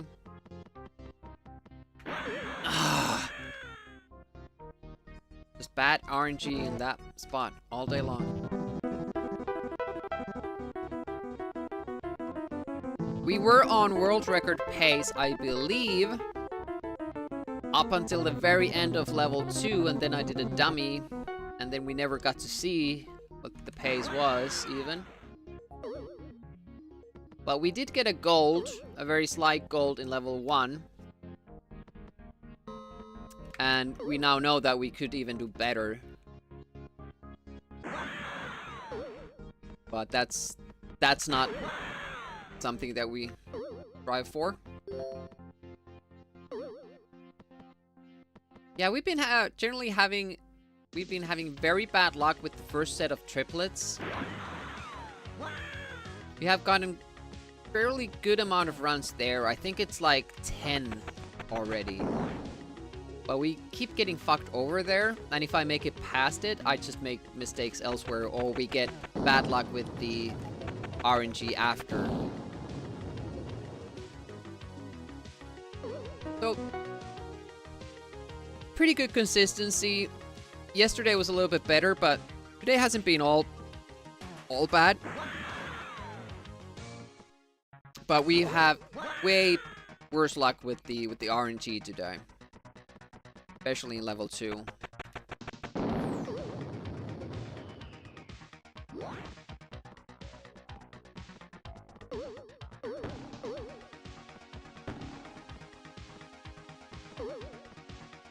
And I haven't played as well in this level 1.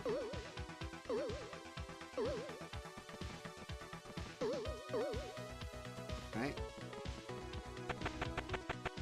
Almost died again. That spot there particularly has been really difficult today for some reason. But yeah, if you're interested in, you know, playing pinball in a tournament setting, Pinball Dreams and Pinball Fantasies, we have a tournament coming up on the 25th.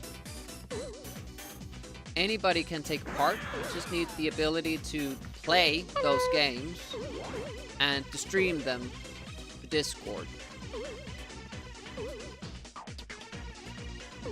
Check out AmigaGameNight.com. You can also just put !tournament in chat and you will get the appropriate links.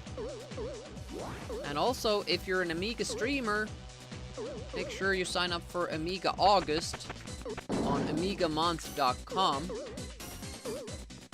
Free promo. Pixels at Dawn Gaming. Wah! Welcome. How goes?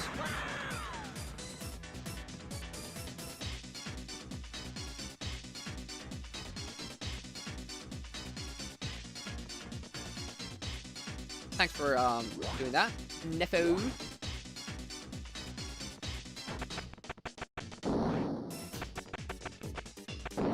Oh, close. Alright time, alright time. Alright, let's make it to triplets and call it a day. Well, let's actually make it past the triplets and call it a world record, right?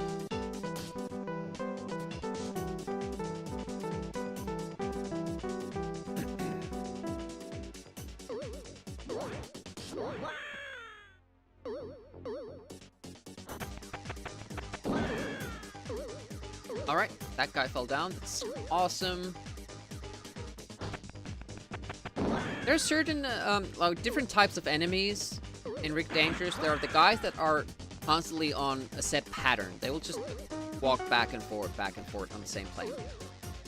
Then there are enemies that track your vertical position, but are random horizontally. And then enemies that track your position horizontally, but don't know how to manage, you know, height. I think one, you know, the fully, and you have the fully RNG ones that stay on one level, RNG ones that also climb, the multiple different types.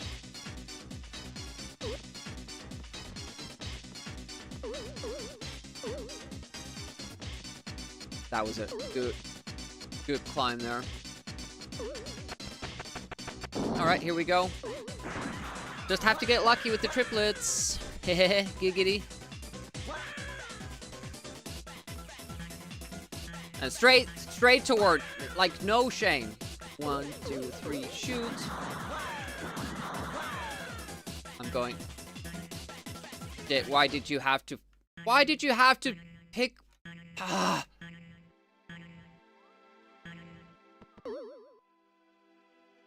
Of course he goes for the ladder then.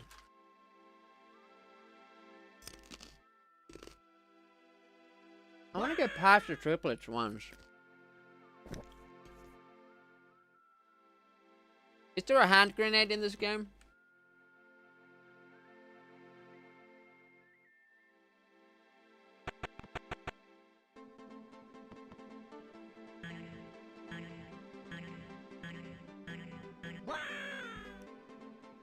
That's the new goal.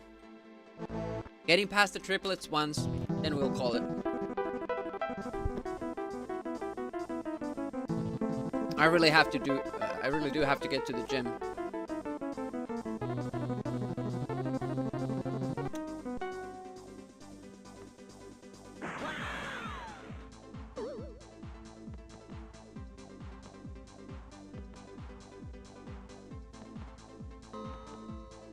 Yeah, super bad luck today. Like, often we're hitting like 50%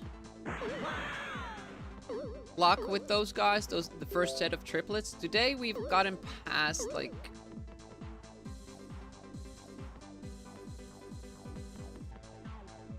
30% of the time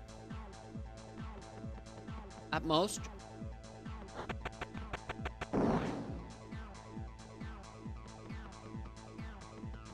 Don't mention it. Why?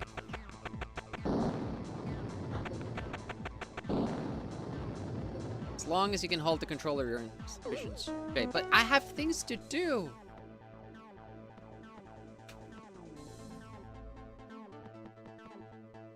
That's the thing. I would just love if my day was only about playing video games. But then again, I like going to the gym. I like going running. I like going tricking. I like hanging out with cool people too. I like eating. I like watching series. I don't like going to work.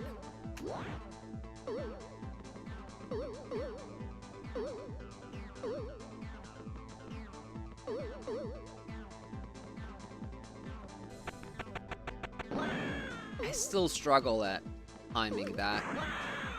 Trying to look at the guy and trying to determine like how early can I turn back and make him still fall. I don't know. I don't know.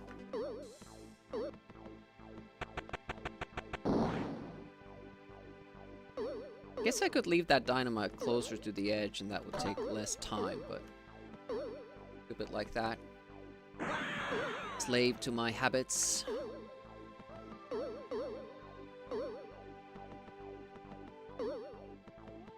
This feels like a fast time, though. Let's see how it goes. I can't remember how we did the ladder part. I'm so on autopilot at this point.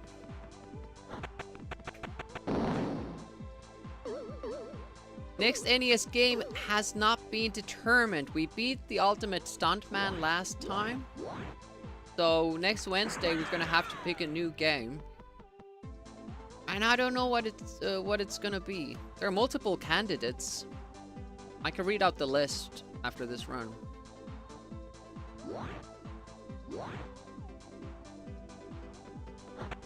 See, sometimes you have games that you know that you want to do and you will like them, but they might be so like a big undertaking, such a big undertaking that you don't feel like it at that moment.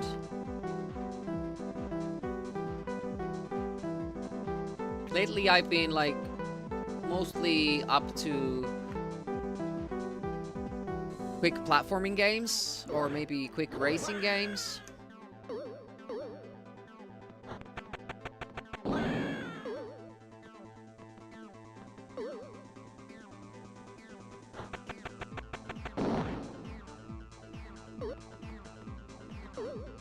We have to do the dynamite kill, but we didn't really lose time there too much. Just the time it takes to shoot.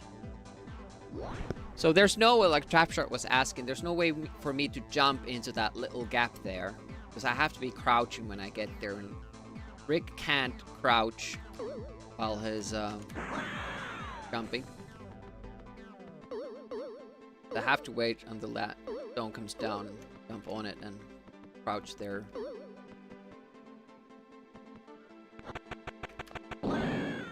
Crawl there. Right. Almost to the triplets again.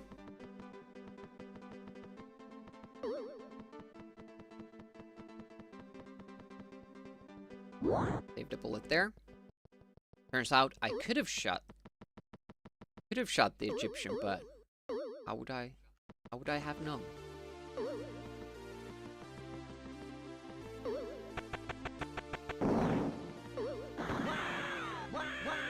Until Half-Life? I think even Mario had them. The first... Why do you have to tease me like that? Just stay away. Why do you have to, like, make those fake charges? It's like it's an elephant or something. Well, this is the last run today.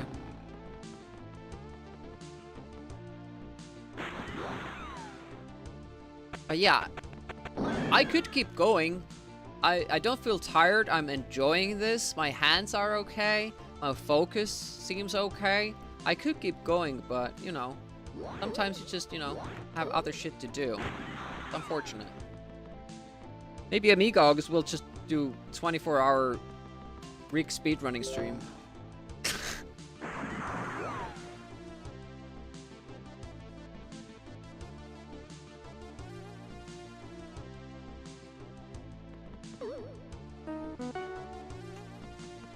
Perfect. That was perfect. Okay, let's see this guy now. Please be on the right side. Please be on the right side.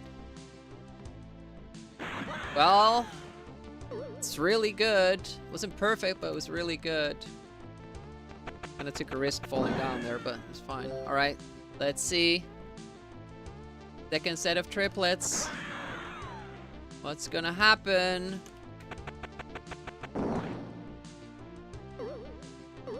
Doesn't look good.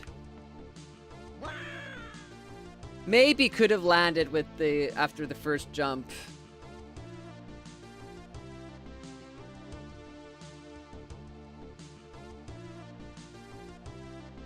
But yeah, that's been pretty much our bottleneck today. 2 sets of triplets. Getting bad RNG on one of them. Hello. Thanks for the GGs. Yeah. Can't push it for more than that. Have to eat, then go to the gym, take a little nap before my night shift. To prepare your body for August. I did apply for the front page, and I'm planning like a mini marathon stream. We'll see how it goes. But yeah, thank you so much for hanging, watching, chatting. Really appreciate that. We even got like redemption for a single stream playthrough. Silhouette Mirage on PlayStation, redeemed by Unicron. Party Gandalf subbed. And we had streaks here. Nice. By the way, since John is here, you haven't named a game for the wheel. So if you have a game in mind, remember to do so. Let's see who we're gonna raid. Raid! G-Funk is on. Arachne is on.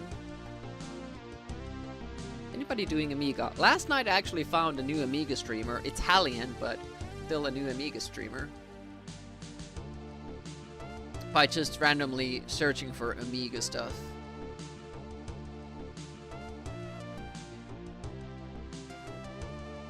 A couple of 24/7, like 3 24/7 streams.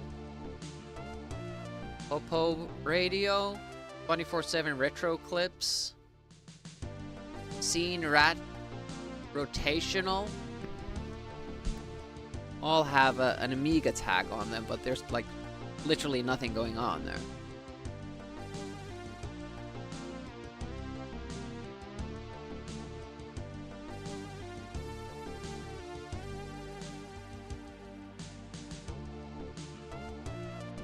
I'm checking what Arachne is doing.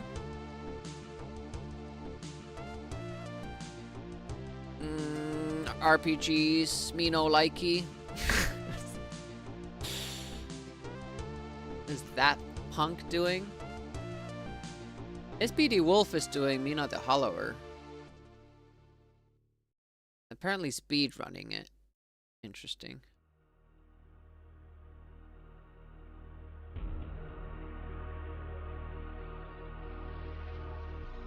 Yeah, I wish I liked RPGs because there would be so many great games for me to play.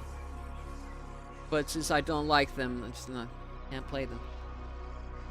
That punk. Don't speak RPGs.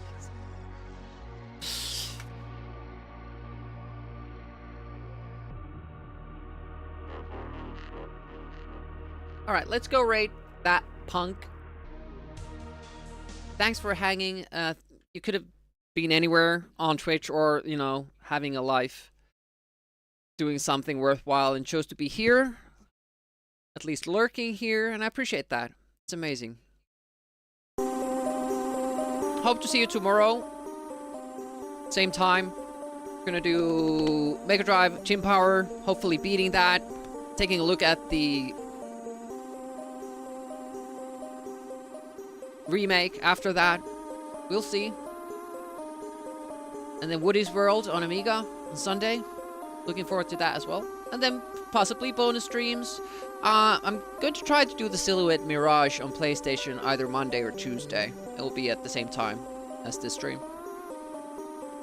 But I'll let you know on Discord. Thanks for joining. Have a good one. Bye-bye.